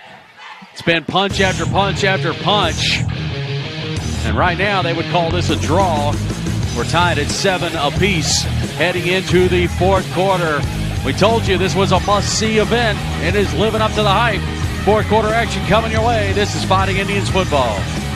Jeremiah's Italian Ice loves our Vero Beach Fighting Indians. Jeremiah's offers over 40 flavors of Italian ice and 2 flavors of soft serve ice cream. The showcase of the menu is layering the 2 together for their gelati. Located off State Road 60 in the Marshalls Plaza, Jeremiah's Italian Ice. Live life to the coolest. A septic system is only as good as the installation and maintenance. Reliable Septic is the name known along the coast for being the professionals who install and service these systems for both residential and commercial uses. They'll determine the on-site needs and design considerations for a complete wastewater treatment system thanks to Reliable Septic Service. 772-562-4242. This is Vero Beach Fighting Indians football on Christian FM. Let's join Gary Paris and the voice of the Fighting Indians, Paul Tipton. Well, here we are to the fourth quarter. We're tied at 7. Treasure Coast, Vero Beach, district title on the line, playoff ramifications as well. What do you say we have fun here for the next 12 minutes? Fighting Indians got the ball, 2nd down and 10, and they have it at their own 30-yard line. Jake Whiteley at quarterback's got trips to the left side. Looking to go. Pass out the left side for Dravius. And he just could not get anywhere. It'll be a loss of 5. Yeah, he didn't get much help out there blocking. Willard just, again, these guys are big. They're tall. They're bigger. Keith Willard is 5 foot. Keith Willard is, or Justin Willard, rather, is 5 foot. Justin is 5'9" or 5'8", weighs 130 pounds, and that makes it tough for the guy to get a block on. All right, 3rd and 15. See if we can convert. Going to the air.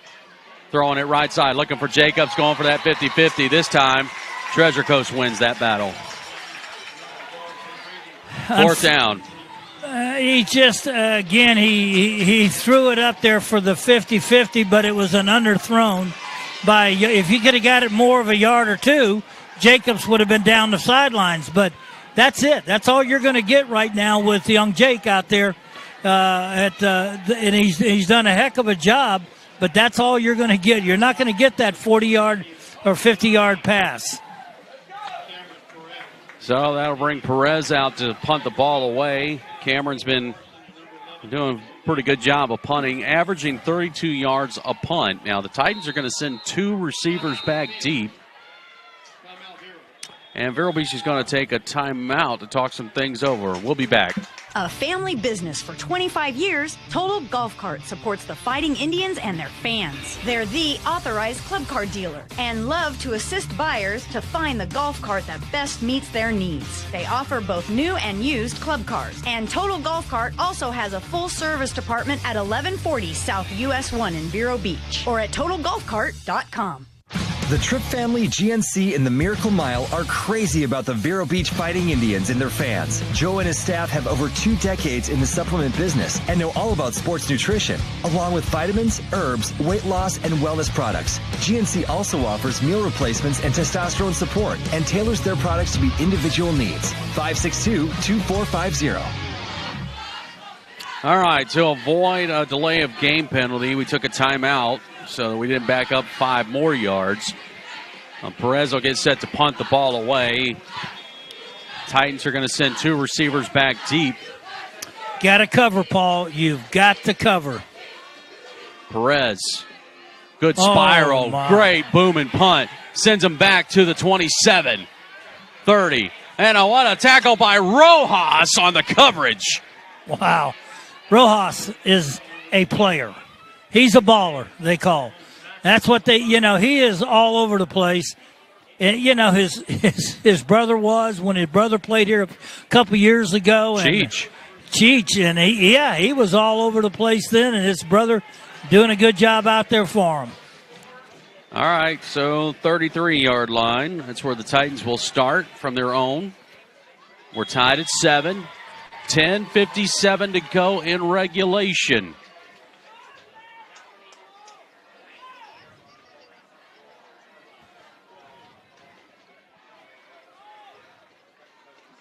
Titans run to the right side. Roberts will get to the 35. Pickup of 2.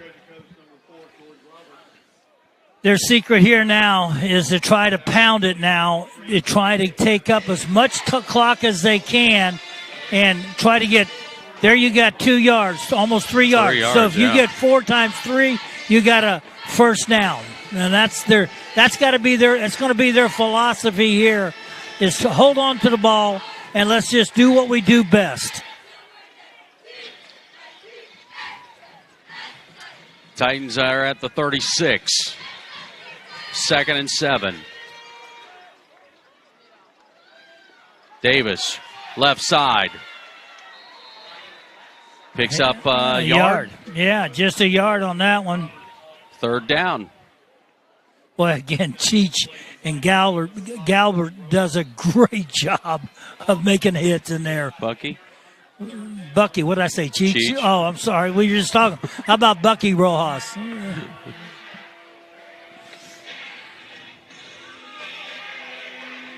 And it's 3rd down. We'll make it 3rd and 6.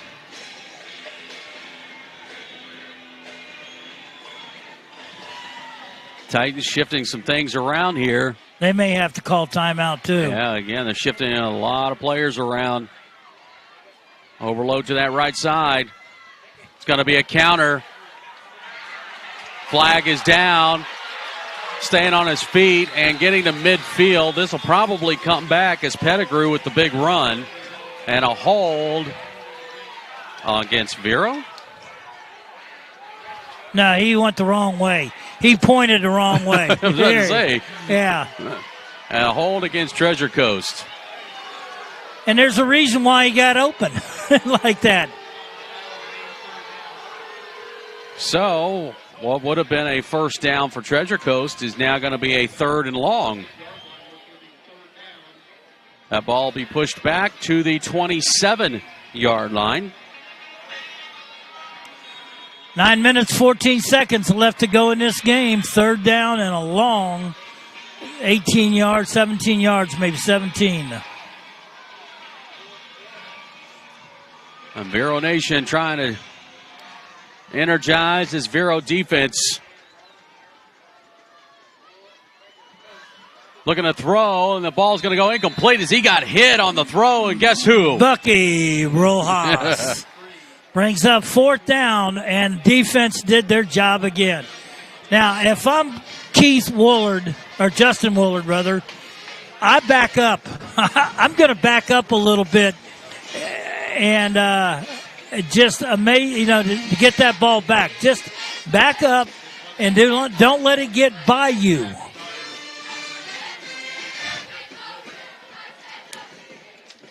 .8:51 on the clock, left in the 4th quarter. High snap, but no problem. Punt is away. Another booming kick. Woolard's going to catch it. Bobbled it, but then he kept it, and he's tackled around the 35. Yeah, he did back up. And I tell you what, that ball was boomed again. Yeah, it was. And with a spiral on it. Yeah.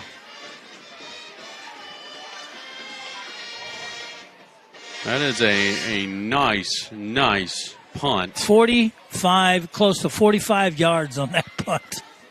So Vero's going to start from their 35. We're tied at 7. 8:42 to go, 4th quarter. 4 receivers, 3 on the left side. Jake Whiteley from the gun. Looking to throw, steps up, fires over the middle. Low, it was intended for Jacobs. Yeah, that's not a good throw, and you're not going to get Jacobs by himself most of the time. And a good protection, though. He stepped up in the pocket, and he just threw the ball low. He and just about could have run that. Yes, I thought you're right. But you know what? With two quarterbacks out. Yeah, no, I agree. That's a big call right there. 2nd down and 10. Whiteley looking to throw again, right side. Again, looking for Jacobs. Jacobs caught it around the 41. Stays on his feet at midfield. Still on his feet at 40. Trying to get to the edge. And down at the 33-yard line of Treasure Coast. Wow. What a catch and what a run after the catch. Wow, man, I thought he had just about gone out of bounds. The next thing you know, he's shifting back to the middle of the field and off to the races. He's gifted. We've recognized that a few times this year. 33 yards on that reception. 1st down. Whiteley, handoff. Rogers. And Quincy will pick up about 3 on the carry.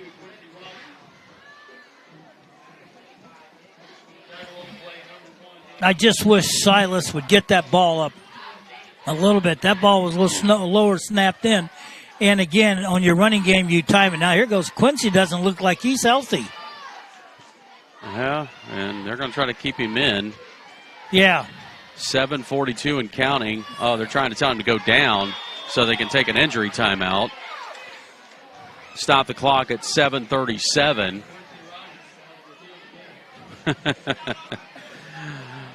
Oh, some of the gamesmanship that goes on sometimes. Well, you're supposed to. You're supposed right. to. I'm not saying we're doing something illegal. It just, no. That's you're taught. The coach is over on the sideline and telling him to go down, go down, go down, and he's trying to get off the side. Well, we don't want to have to call a timeout because we have already used one because of not having enough guys on the field. I think it was. Right. Well, yeah, I think we were going to take a delay or something like that, but yeah, it was. 7:37 to go. Tied at 7. Vero Beach will have the ball at their own 31. And it's 2nd down and 8.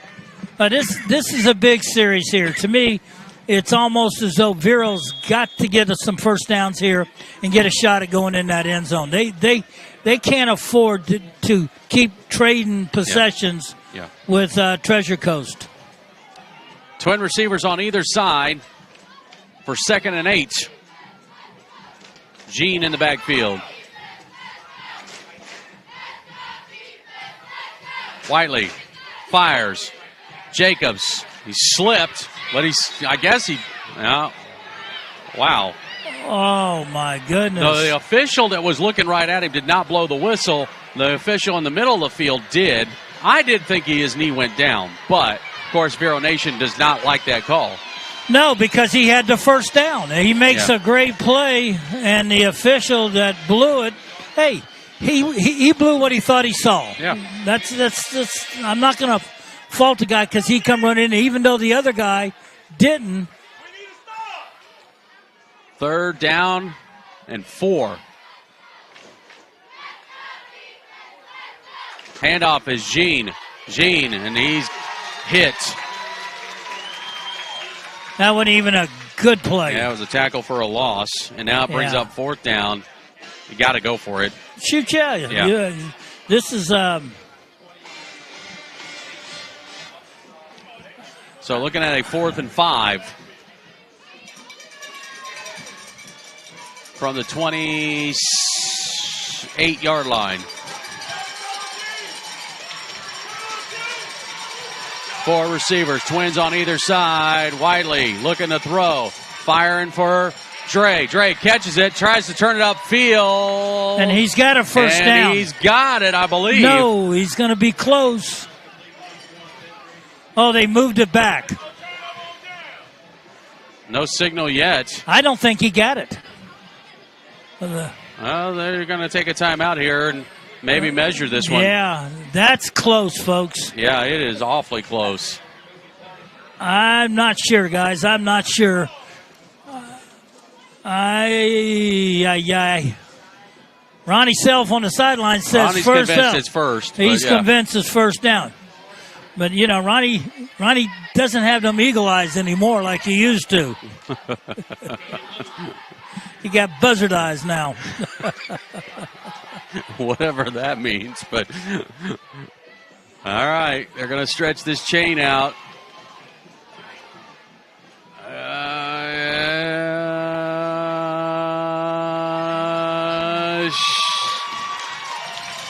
What do they say? Short. Yep. So turnover on downs. And I'm not, we didn't see the marker spot where they went out, but it was close. And, hey, my gosh, we held them, they've held us. Now, we've got to, you talk about momentum swing here now. You can't allow them to get that momentum here. Correct. Well, the defense has been playing some awfully good football in this ball game. And you keep hating to have to ask them to come up again, but we need them again. 6:23, and they're going to take a water break timeout. We will as well. We're tied at 7 with 6.5 to go. WSTF Vero Beach, Christian FM. The Tripp family, GNC, and the Miracle Mile are crazy about the Vero Beach Fighting Indians and their fans. Joe and his staff have over 2 decades in the supplement business and know all about sports nutrition, along with vitamins, herbs, weight loss, and wellness products. GNC also offers meal replacements and testosterone support and tailors their products to meet individual needs. 562-2450. This is Fighting Indians football on the Vero Nation Network. Brought to you by HBS Glass. Let's join Gary Paris and the voice of the Fighting Indians, Paul Tipton. Well, Vero Beach comes up literally a couple of inches short from getting a first down. So it's a turnover on downs, and Treasure Coast is going to get the ball back, starting at their own 24-yard line. District title is on the line for District 12 in the 4S League. Pressure coming. Almost a tackle in the backfield. Roberts still on his feet, but wide of pressure and pursuit by the Indian defense. And Roberts, I don't think, got back to the line of scrimmage. Yeah, but how about Keyshaw Campbell? Missed him in the backfield. He doesn't do that. He blitzed on that run that time. So that could have been about a 4 or 5 yard loss on the play. Roberts does a good job to try to get back to the line of scrimmage and take about a yard loss. Make it 2nd and 11. We're tied at 7. 5:49 and counting here in this fourth quarter of play. Winner is the district champ, assured a playoff spot. Pressure coming again. Roberts, he's wanting to throw this time. Now he's going to keep it, and he's sacked. Bucky Rojas again. Yeah, they had Cameron Perez and also Anderson back there to pick up the wide receiver that time, Avon, on that play. They did a good job. And because they were back there, it forced the sack right there by the defense. 13 tackles for Bucky Rojas on the night. He's got that sack now to add to his stat line. Inside 5 minutes to go. Clock will continue to roll here with a 3rd and 13 coming up for the Titans from the 20. And we just gave them 5 yards. Trying to get there quickly, and we just jumped a little too soon. Yeah, right. That's the disadvantage. Anytime you run those blitzes and stunts, you're trying to time it. And what happens is that the quarterback doesn't, and the center doesn't snap it. He's waiting to see if you all break, then he'll bring it out. And we broke. Well, anytime you break that, you're done. It's a dead ball right there. So it's a 3rd and 9.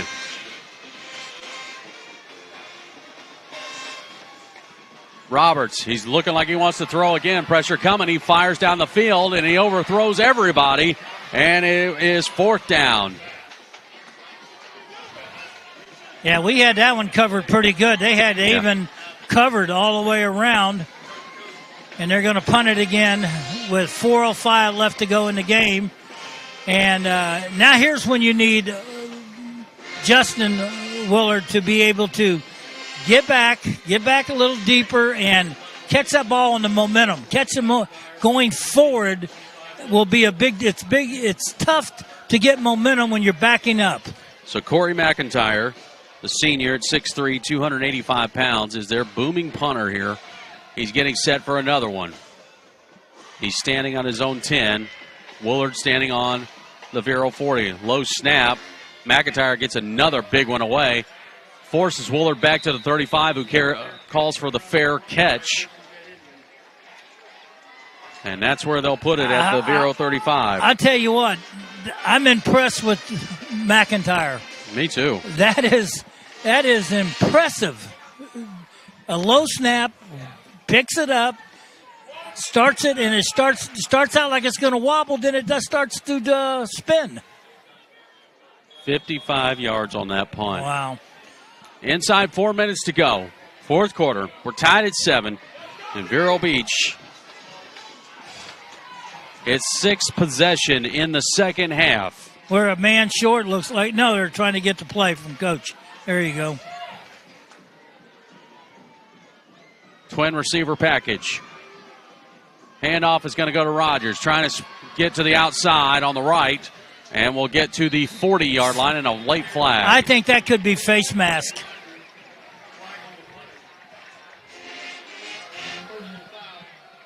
All right, so they're going to get 15 yards out of this one.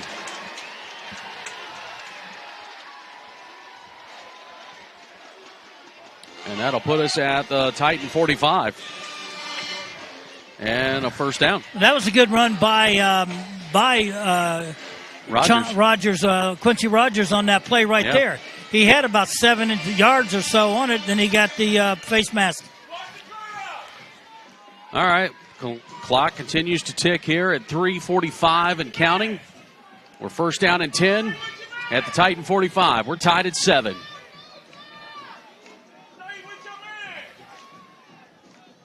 Trips to the left side. Whiteley from the gun. Looking. Rolls out. Looking down the right side. Runs. And will go out of bounds somewhere around the 40-yard line.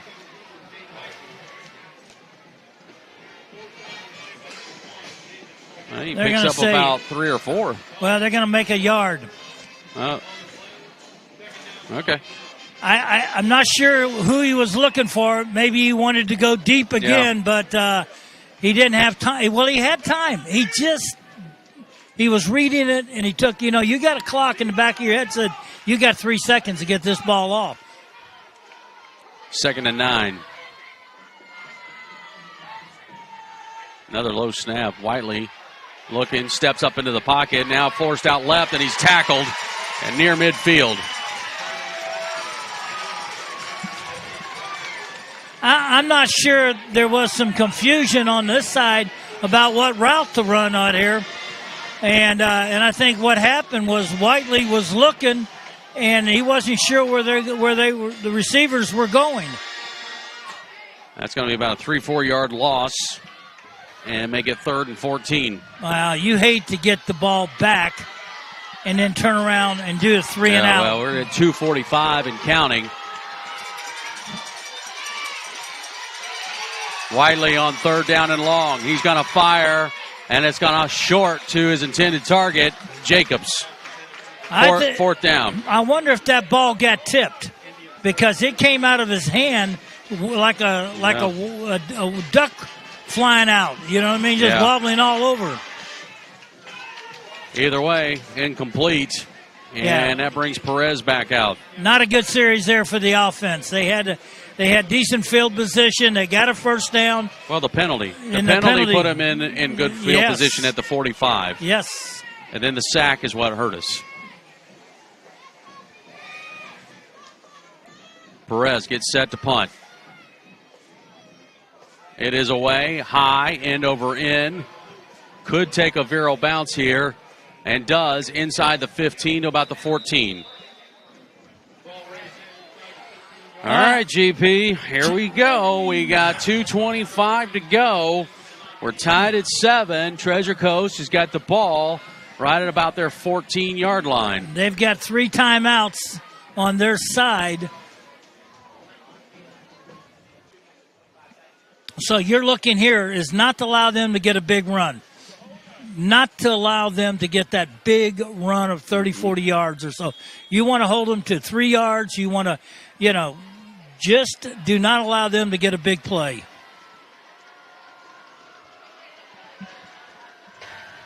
Titans to the line.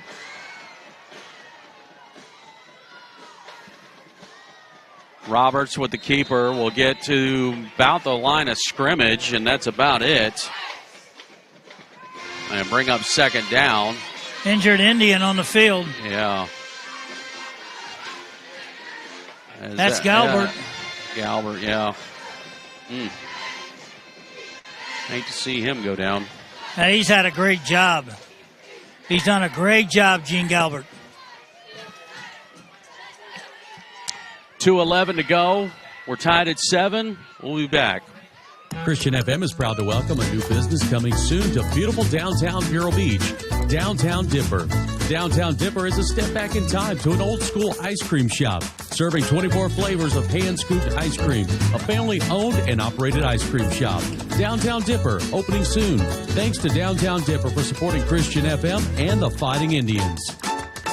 Hi, JW from Barker Air Conditioning. These hot and humid days sure do take a toll on your air conditioning system.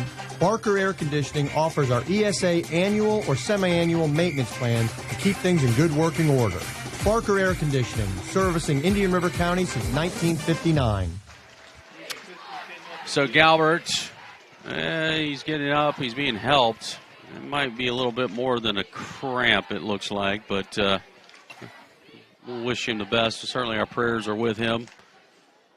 Good young man having a good season. He certainly is. Just a junior. 6'2", 232 pounds. All right, so Titans now looking at a second down and 10 from their 14. We've got 2 minutes and 10 seconds and counting here.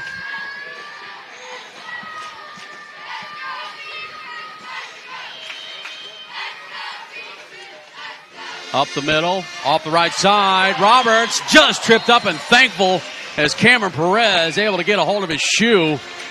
And that could have been a major big-time play. Well, you saw it coming. Looked like we were going to fill that gap, but he was able to get in there before anybody could seal it, and he got a big play out of it. Picks up, 15 yards, I believe.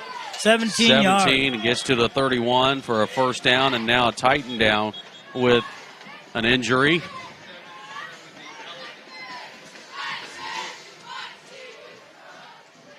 That'll stop the clock momentarily here at a minute 45. It's McIntyre, isn't it? No, that's Alex Wood. Yeah.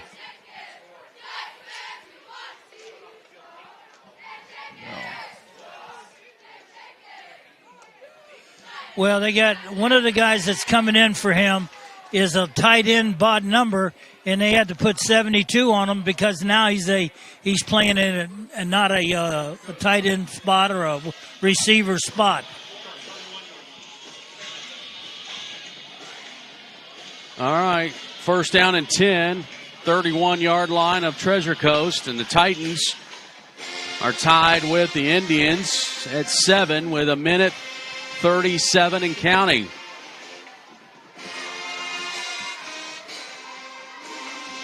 Brown, keeper, pick up a couple. Second down. George Roberts there is just a good athlete. He's toted the ball a lot tonight. A minute and 15 seconds left to go in regulation. And that clock just continues to run, and we may be looking at an overtime situation here in a minute.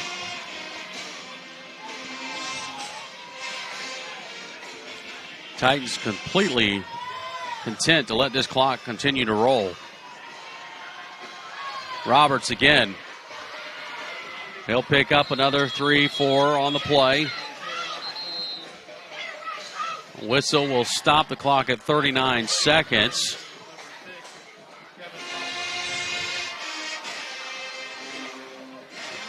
Timeout's going to be taken by Treasure Coast, I believe. No, Vero Beach. Huh.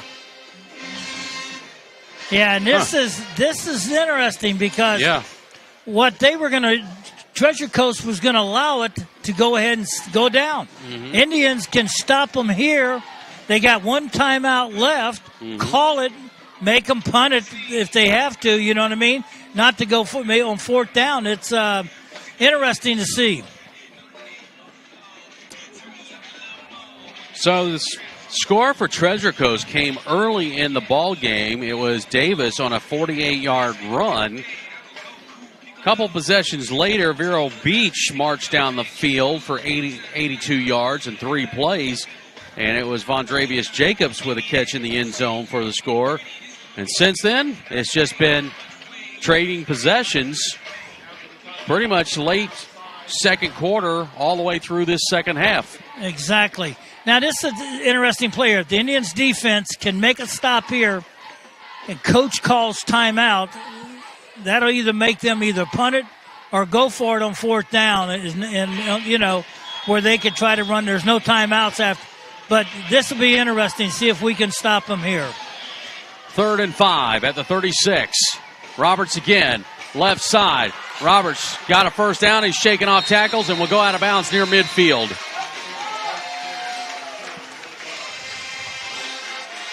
So the Titans are going to get a first down. Clock is stopped at 33 seconds with Roberts going out of bounds. Yeah, they're running it to the right side right now, challenging the right side or left side of our defense.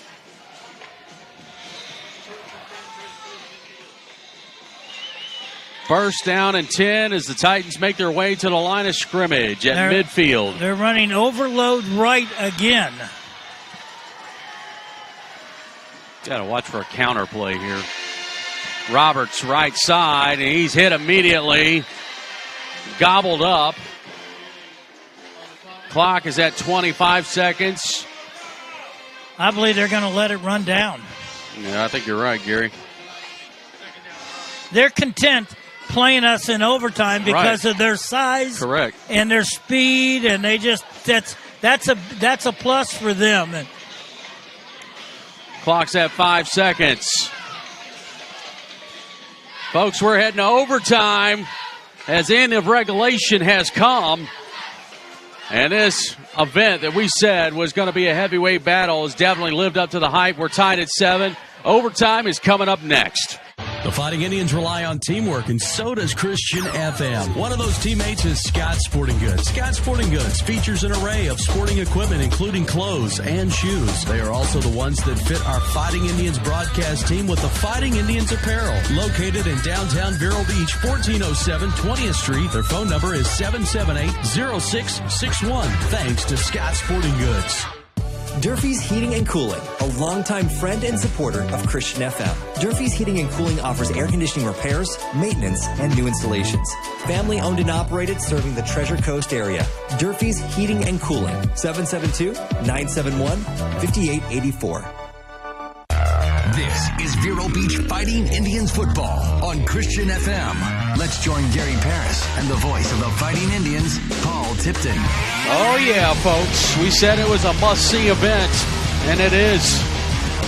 These two heavyweights have been going at it, these district rivals. And when we looked at this schedule, Gary, we said, you know what? Let's just go ahead and highlight, circle, laminate it, whatever we needed to do, because we knew this was going to be the game probably of the season. Guess what? It is.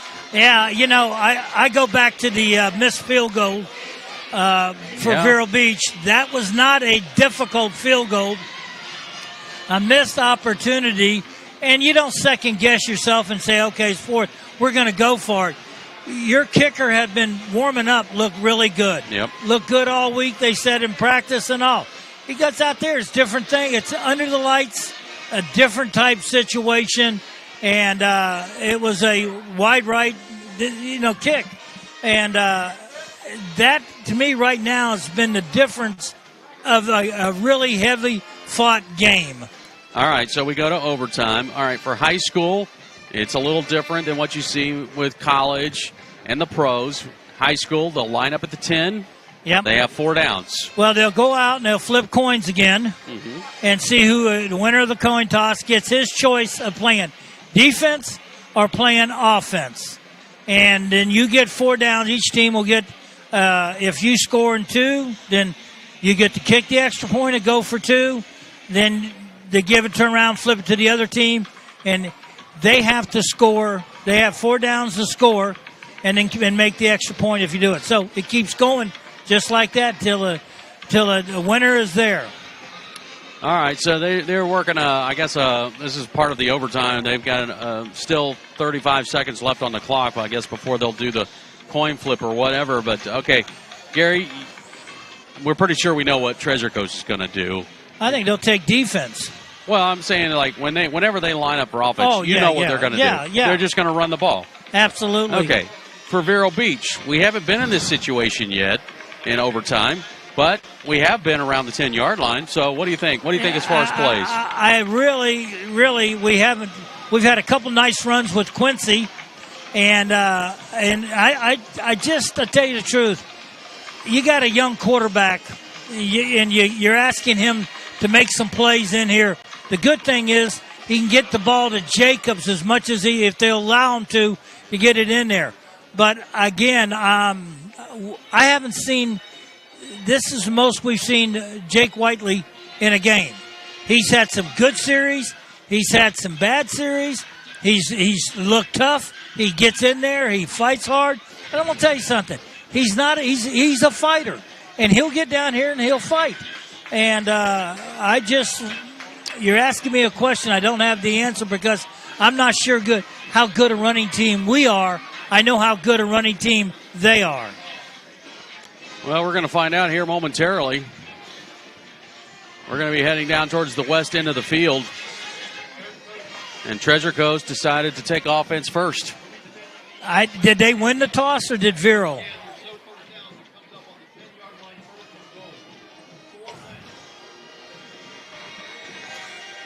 So we're going to see our defense come out, who has played one magnificent ball game tonight. Well, you're asking them to stop them here on 4 downs and then turn it over, and then you got to come out and you've got to do what you've got to do. So, and again, you don't panic. If they get a score, the game's not over. We have got to get our 4 downs.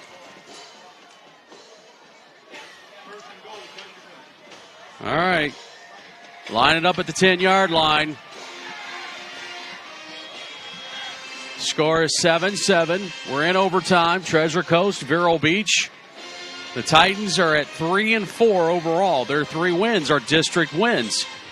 Winner of tonight's contest is the district champion of District 12, which is part of Region 3. They have got to be blown the whistle. There should be some time, a delay Gary. of game. I agree.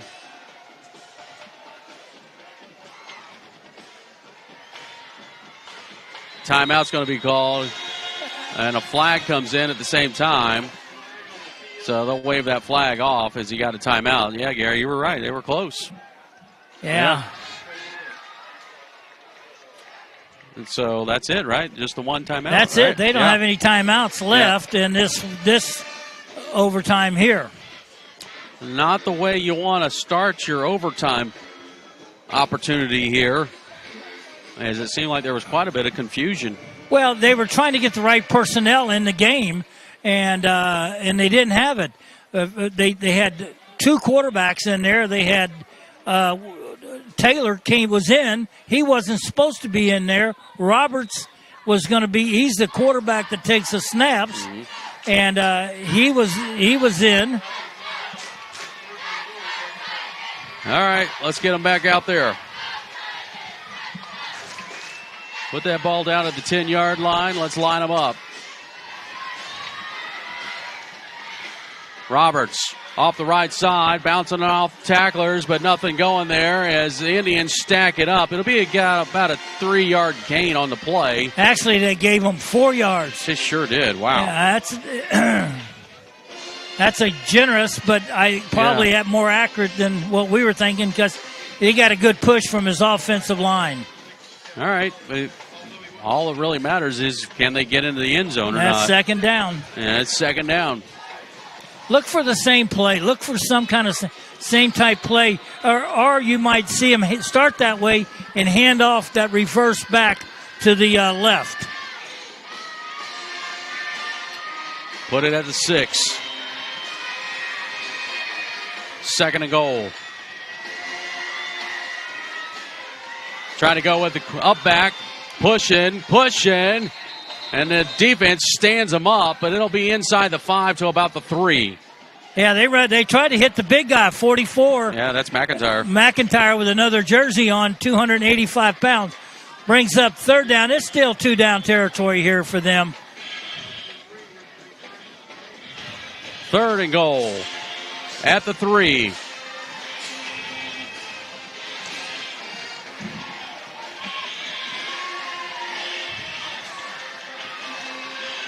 Well, they had one player trying to come on the field. The coaching staff calling him back off, and now that's going to be a flag. That's going to be a false start against Treasure Coast and move them back 5 yards. Wow, that's a big penalty. Again, there's confusion down on the sideline by Treasure Coast, trying to get the right personnel in the ball game. And that time that they were able to, they got the penalty. So now that takes them back to the 8-yard line. 3rd down.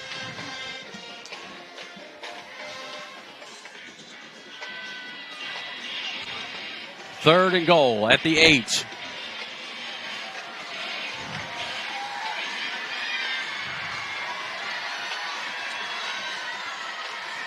Roberts, right side, trying to stretch forward. Pushed out of bounds, shy of the marker.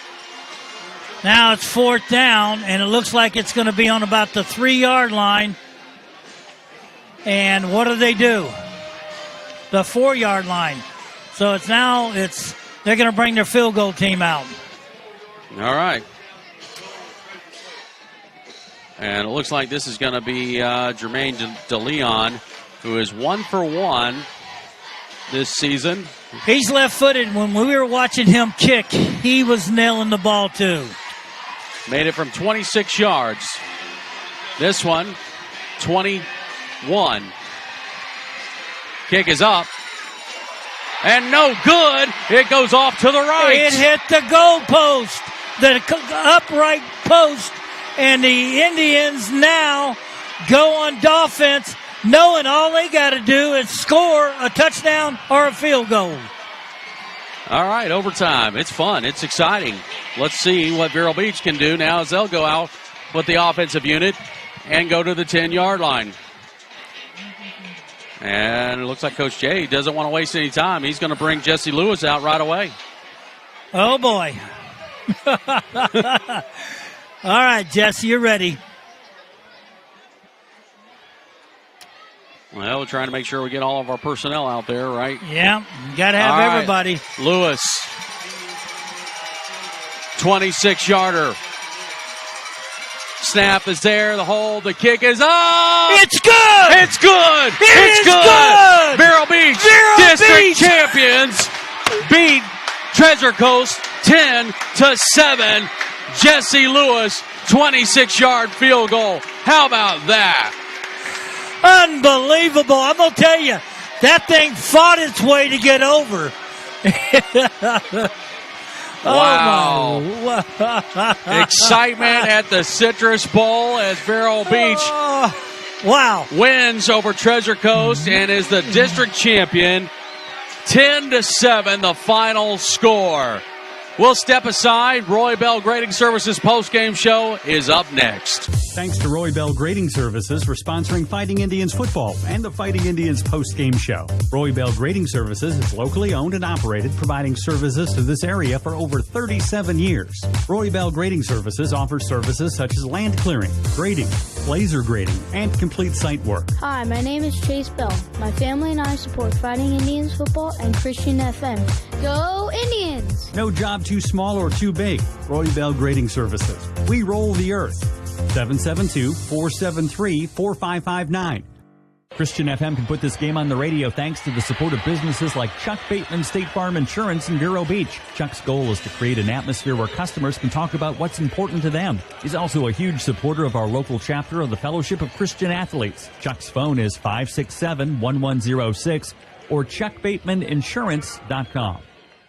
Since 1980, the Village Beach Market has been that local store on the beach filled with friends that always has something for everyone. And we've been Fighting Indian fans for generations. From fresh baked goods to prepared foods to chef-inspired lunches and dinners, our slogan says it best, simply better.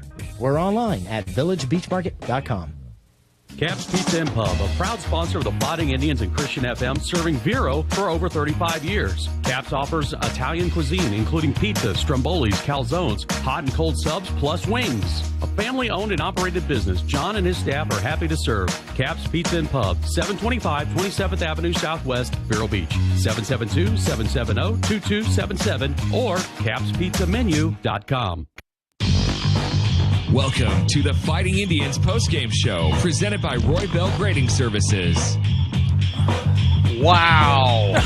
How about that? Overtime. Vero Beach gets the win, 10-7 over Treasure Coast. They're now 9-1 and 3-1 in the district. And so with that, they are now the district champions. More than likely, they will be the top seed in Region 3 when playoffs come. We'll talk a little bit more about that in just a moment. But let's recap this game, Gary. And you got to start. Let's start at the end here. All right. Vero Beach defense does its job. It holds them on those 4 downs. And, I guess 3 downs, and then they miss the field goal. Wide right. Hits the goal post. Okay? Then Vero Beach just comes out right away. How about Coach Jankowski? Early you try a field goal. It doesn't go well. You miss it. And he just says, you know what, I'm trusting my kicker one more time. Yeah, and again, it's a bold move because the kick itself barely made it across there. I don't know. Jesse's got a strong leg, Jesse Lewis. Yeah. Got a strong leg. And it's almost as though he stops and just kind of punches it, tries to get it to go through. He's young. He's only a sophomore. And but the outcome is what counts. Absolutely. That ball fought its way to get over that goal. It was fighting to get over the goalpost and said, okay, I'm over. That's it, guys. Take me home. Wow. So Vero Beach gets the win, and that is what a game it's been. What a game it's been. I know, and again, not to send your guys out there. I thought that was, again, I was surprised. All we had to do was, but he's saying, look, if we don't, I'm going to try to kick a field goal. If I go out there now, it's a bad snap. I can fall on it, and we can kick it again. True. So those were the things that goes through his mind as coach. I thought it was a great move call. I wasn't surprised when I saw it. Mm-hmm. I didn't want to get into a running match with Treasure Coast. They're so powerful. Our defense fought the hearts out. What a game they played. Wow. If you could get all the defense, that would be your players of the game. Yep. I mean, those guys were fantastic. I agree. The whole defensive unit played outstanding. And you got to be proud of them. Yep. Bill Mata had them fired up. Randy Bethel again on that defensive line, and you saw him getting fired up. Mata got that linebacker group. That linebacker group is playing phenomenal. Yep. And then Ray Hall has got the secondary, and we were fooled once, but you weren't going to fool us twice. Yeah, and speaking of Ray Hall, he is with Ronnie Self. So let's go down to the field and check in with Ronnie and the coach. Coach Ray Hall, you got to be ecstatic at the way the defense played tonight.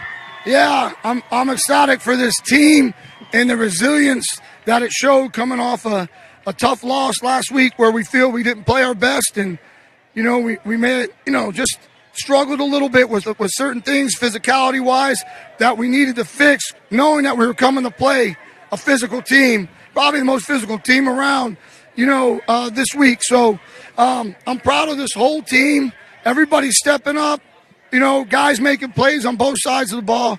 And, I guess I am a little biased to defense, but I'm proud of them. We had a great week of practice. We had a great game plan. We were believed in it, and we had conviction. And I think you saw that. Everyone from the coaching staff down to the players had conviction in what we were going to do. No one panicked, and they rose up to the challenge of the physicality of this game. We told them all week, this ain't a game where you could cry for mama. You got to stay out there and play, and they did a heck of a job. They did. And what about Jake Wackley stepping in tonight offensively? had some good moments, had some bad moments, but overall, what a great game he had.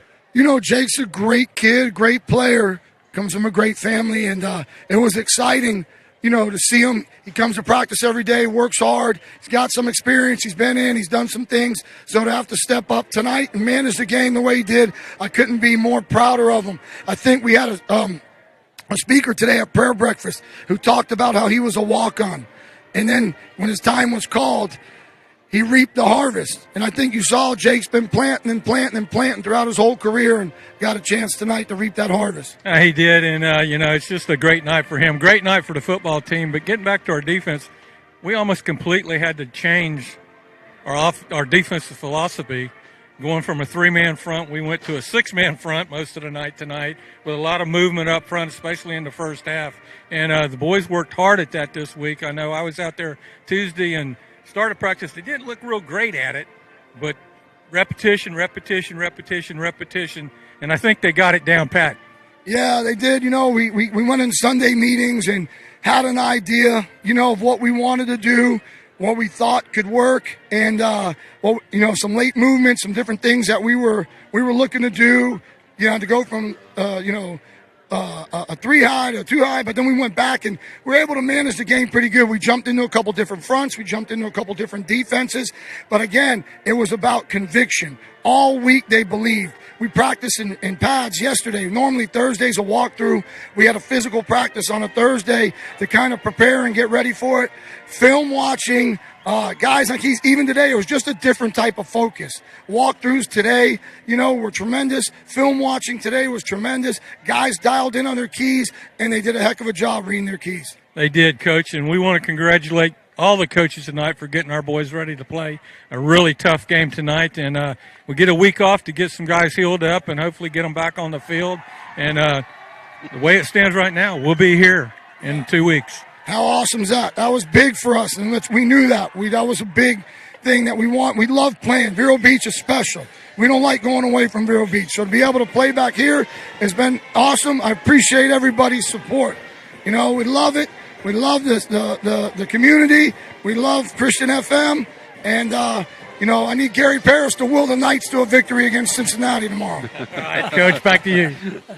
All right, there you go. Coach Brian Rahal, part of that defensive unit coaching staff that helped us get a win tonight over Treasure Coast, 10-7. And, boy, I don't know if they caught this on camera or not, but Coach DeLuke just got an ice bath. His offensive line. Yeah, we're proud of him. They were in, and let's go down. You're the man. Let's let Matt go. Yeah, well, when we go down to Matt. When we go down to Matt. How about that? Okay. Everybody's excited. Guys, I got our Scott Sporting Goods players of the game. We're going to start on the defensive side. It's number 5, linebacker, all over the place tonight, Bucky Rojas. Bucky, first and foremost, congratulations for being district champs. Thank you. It means a lot to us. Your name was being called all the whole game tonight. Why were you able to make those plays tonight? I'll give credit to the D-line mainly. They just opened the holes for me to run through. They were playing on their side of the ball, getting penetration. It was just good on the D-line. All talk has been about that offense and how they just pound. When did you know, at what point did you say, hey, we can stop these guys? From the first play of the game, we I don't remember what we did, but I think we had a pretty good stop. But their second drive, I thought the game was going to flip to their favorite. Could you see in their eyes, because they've been driving, you know, all year on people, could you see in their eyes like, oh man, these guys in the black are for real? Yeah, after like the first half, coming out of halftime, I had seen that they like toned down a little. They were like stiff in their stance and stuff. They certainly did. What was your thought when you saw that ball hit the upright on their kick? I thought it was going in at first, and then I see it, and I was just hoping it didn't doink in. That's right. Well, Bucky, awesome job tonight. What a performance, and congratulations for being our Scott Sporting Goods Player of the Game. Thank you. Hey, by the way, I did ask your dad. I said, hey, did you guys do something to his Lucky Charms? He looks mad out there. No, I don't even eat cereal. That's what he said. Awesome job, Bucky. Appreciate it, buddy. Congratulations. Guys, I'm also down here with our quarterback, number 17, Jake Whiteley. First, congratulations on the huge district win. Thank you. Jake, let's go. Let's start pregame to what's going on right now. Where was your mind? How focused were you? What was going on? Well, at first I didn't know if I was even going to start, but before on the Thursday practice he said I was going to go in, and he didn't know how he was going to switch me up. So then EJ went out there first, so I was like, okay, I guess I get to look at the defense right now. But then he put me in, and I was like, I watched a bunch of hours of film on them, and I already knew what to do. I can tell you this. Coach says maybe besides him, you probably know this offense better than anyone. Oh, yeah. I watched his son, Ryan, and then I was the ball boy when Jackson was there. So I watched everything. I was always at their practices when I was a freshman. So I saw everything like how he wanted to break it down. Well, one thing that a quarterback really needs is just an internal calmness. Where do you get that calmness from? Probably my dad. They used to call him Iceman in college, so I think I just get it from him. You did. No, you know your mom's sitting right there, right? Yes. Well, anyway, you did. And how about just the mental fortitude to step up? It's not easy when you're seeing those guys, but to be able to step up in that pocket, it's pretty impressive. Well, it all started when I was like a sophomore, and we went to this camp, and we were playing top teams like Edgewater, and they were coming. And Coach Jay always told me, step up and stay calm. And if they hit you, just deliver a strike, and that's all I know how to do. You really did. And how about your receiver, Dre? How phenomenal. Oh, I love that guy. He makes unbelievable plays for me every day.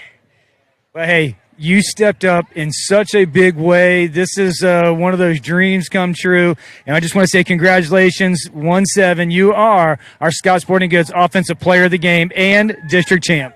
Thank you so much. All right, back to you guys.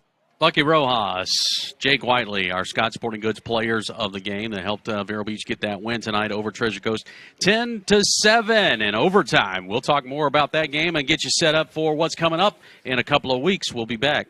Thanks to Roy Bell Grading Services for sponsoring Fighting Indians football and the Fighting Indians post-game show. Roy Bell Grading Services is locally owned and operated, providing services to this area for over 37 years. Roy Bell Grading Services offers services such as land clearing, grading, laser grading, and complete site work. Hi, my name is Chase Bell. My family and I support Fighting Indians football and Christian FM. Go Indians! No job too small or too big. Roy Bell Grading Services. We roll the earth. 772-473-4559. Hi, JW from Barker Air Conditioning. These hot and humid days sure do take a toll on your air conditioning system. Barker Air Conditioning offers our ESA annual or semi-annual maintenance plans to keep things in good working order. Barker Air Conditioning, servicing Indian River County since 1959. Air Docs of the Treasure Coast, cooling specialists, are Fighting Indians football supporters. They know how important it is to have a cooling system that can stand up to our Florida heat. Air Docs offers a full range of cooling and heating services, including repairs, tune-ups, and systems maintenance. Online at airdocsac.com and Facebook. Welcome to the Fighting Indians postgame show, presented by Roy Bell Grading Services. Vero Beach gets the win in overtime, 10-7, and this is not something we normally do, but we felt like we needed to do this. It's just such a big game. We're actually going to go back down to the field. We're going to check in with Dr. Matt Paris, who's got the young man who hit the winning field goal, Jesse Lewis. Matt? Yes, we certainly do. Jesse, first of all, congratulations as being a district champ. Walk me through what your mindset was on the sideline as we're coming into the sudden death, the Kansas tiebreaker. So we have 3 minutes left in the game, and I got people, teammates, coaches coming up to me. He's like, look, we're going to need you to be ready. And I've got my mindset. I'm like, okay, I got to focus on what I do right. I do it every day, so it's like muscle memory. And then I see that they're kicking up for a field goal on the other team, and I see that they miss, and I'm like, okay, it's my time to shine. So I go out on the field, a whole bunch of noise. I try to block out everything as best as I can, and I just did what I do best and kicked it. Did you feel yourself even walk to the sidelines, or were you on cloud nine? I was on cloud nine. I look behind me, and I see the whole team trying to come dogpile me, and I'm like, oh, I got to run. There's some big boys out there. How big is it? That's one of those moments that every kicker dreams of. Yes, I've always dreamed. I actually had a dream of that like a couple months ago of me kicking the game winner, so it's really a dream come true. A little ice in the blood, and a little amnesia is what a kicker needs. Get rid of some stuff, and well, hey, congratulations! We wanted to get you on the air because it was such a big thing, getting us the district championship. Thank you. Have a good one. All right, back to you guys. All right, I love it. Yeah, I would be running too if I saw that coming my way. I'd be getting out of town in a hurry. But well, Gary, wow, what a game! You're probably going to be awake for another 3 hours, aren't you? Yeah, absolutely. And I hope that, like Coach Rahal said, that UCF can come away with a win over Cincinnati tomorrow, and they control their destiny because we win out and we're the conference champs. So, I'll be honest with you, without Aronson and EJ going down early too in the game, Aronson not there. I really thought this was going to be a very, very tough game for us to win. I just shows you how prepared these kids were to play this game mentally. As Brian Rahal told you, or told Ronnie, that it was a mental battle all week to get us prepared. We were going to be tougher. Yeah. We were going to be tougher. Yep. We were going to be focused. We were going to be smart. And we were going to be tougher than our opponent.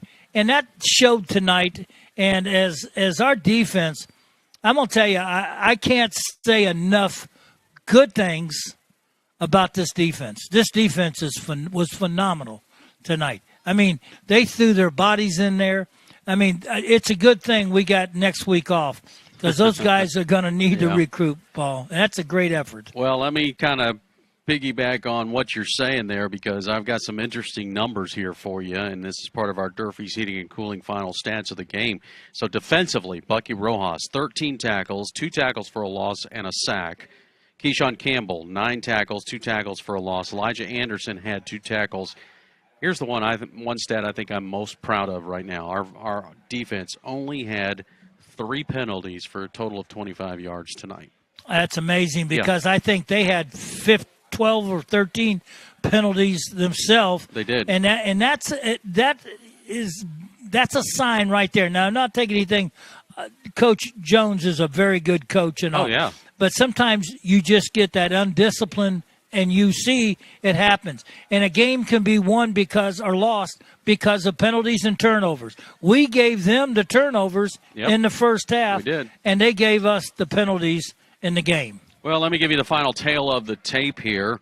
For Treasure Coast, they finish with a total of 238 yards of offense, 203 on the ground. They got 35 through the air. Roberts, 21 carries for 57 yards on the night. Brown, just 3 carries, 22. He went out with an injury early in the first half. Davis had 11 carries for 96 yards and a score. For Vero Beach, it's a total of 253 yards. So 238, 253, and as you would imagine, it was very, very close. 68 yards on the ground tonight for Vero Beach. Quincy Rogers, 16 carries, 74 yards. Jake Whiteley tonight, he was 13 of 18, 185 yards. He had a touchdown, 2 interceptions. There was a fumble. All right, so the 3 turnovers. In spite of that, we were able to overcome all of those obstacles. 11 first downs on the night, only 6 penalties for a total of 50 yards on the night. And in the end, it was the 26-yard or 22-yard field goal that wins it by Jesse Lewis in overtime. You know what, Paul, how you can be proud of this team. They got beat by Martin County, got upset a week ago. Mm-hmm. That didn't set right with those guys. And it didn't set right with the coaching staff. And you saw the resiliency of this team, this staff, to come together, get them ready to play. It's 2 different teams. It's not if this team had played last week like that, we'd be 10-0. But the point is that we bounced back from it. Yep. Give credit to Martin County. They played a great game. But tonight, it was all Vero Beach at the end. It was, and then here's another one. I know you're going to enjoy this. In the second half, our defense kept them only 3 first downs for Treasure Coast in the second half. And that's the difference of the game. Yep. right there. Who would ever thunk that Treasure Coast would have just 3 first downs in a half? All right, so now the bigger question comes, GP. All right, Yeah. now that we can put this one to bed, we're at Vero Beach, the district champ. Okay, going into this game, they were already looking at the top seed of the region. So we're Region 3. There's 4 districts that are combining for Region 3. We are number 12, so it's 9, 10, 11, 12 that combine for Region 3. We're right now sitting atop at the number 1 seed. With this win tonight, pretty much locks us in. Maybe, I don't know, because, again, we don't know all the formulas that go into this. Maybe Osceola, with whatever they do in the next week or two, could they squeak in and take the tops? Possibly. But, right now it looks pretty much like Vero Beach might have the number 1 seed in the region. Then it would be followed by Osceola, possibly Martin County, Melbourne, Treasure Coast. Now, Treasure Coast has got a tough road right now because they are sitting at the 5th seed right now going into this ball game. Now that they've lost, they've still got another game next week against Chaminade Madonna. Who's number 1 in the state? Number 1 in the state, so that's another tough ball game for the Titans. And if they lose that game, more than likely, they're probably on the outside looking in. And then that means you've still got DeLand, Centennial, and Harmony that finish out the bottom part of that bracket. There's still some games to be played. DeLand has got 3 games to play over the next 8 days. They play tonight, they play Tuesday, and then they play again the following Friday. 2 of those games, one tonight and Tuesday, are both district games. One of those being Spruce Creek. And if Spruce Creek wins against DeLand, they would be the district champ, and they would actually get themselves into the playoff bracket. And DeLand would probably be somewhere down around 7 or 8. With all that being said, the most important thing is that on the 11th, Vero Beach will be at home and as a district champ and will be playing an at-large team. And as we found out, yes, that is so critical because the first round of the playoffs, the district champ, if an at-large team plays against a district champ and the at-large still has a higher RPI than the district champ still gets to have home field. So for Vero Beach, that has taken care of any of those potentials of Vero Beach being the number 1 seed and then having to travel to play some team, that might be the 8th seed, but they're the district champ. So you know what my biggest fear is? I don't know how they're going to break it down. 1 plays 8. What happens if Treasure Coast slides into 8th? Guess what? We'll see them again. And it's possible. It's still possible. Hey, y'all knocked me out for saying that. And with that, we appreciate you joining us here tonight for this broadcast. It has been a lot of fun, and we always enjoy it. Now, next week, we do not have a ball game. We get a rest. And but Gary and I will join Coach Jankowski on Tuesday for Coach's Corner at Cap's Pizza. So that's going to be a fun night. That will be a fun night, and you'll probably talk a little bit more now that, yes, we got to win. Well, yeah. I don't get excited too much, do I? No, not at all. I apologize to my colleague because I got so excited when that ball went through that the call is always supposed to be made by the play-by-play guy. Well, the color guy analyst got a little excited and imagine that. Stole a little bit of the show. We'll take the excitement. We enjoy the excitement. Our executive producer of Christian FM Sports is John Hamilton. Our director, field engineer, is Kevin Boslaw. Our studio engineer is Jacqueline Tipton. Video director tonight was Devin Ingram, along with assistant Keegan Ingram. Cameras tonight, Kenneth Loans, Ian Salvatore, stats Don Dexter and Derek West, interviews Bobby Paris and Matt Paris. Sidelines tonight, Ronnie Self and Matt Paris, and my analyst, the excited one here, Gary Paris. I'm Paul Tipton saying good night from the Citrus Bowl. We'll see you in a couple of weeks for the playoffs. Good night.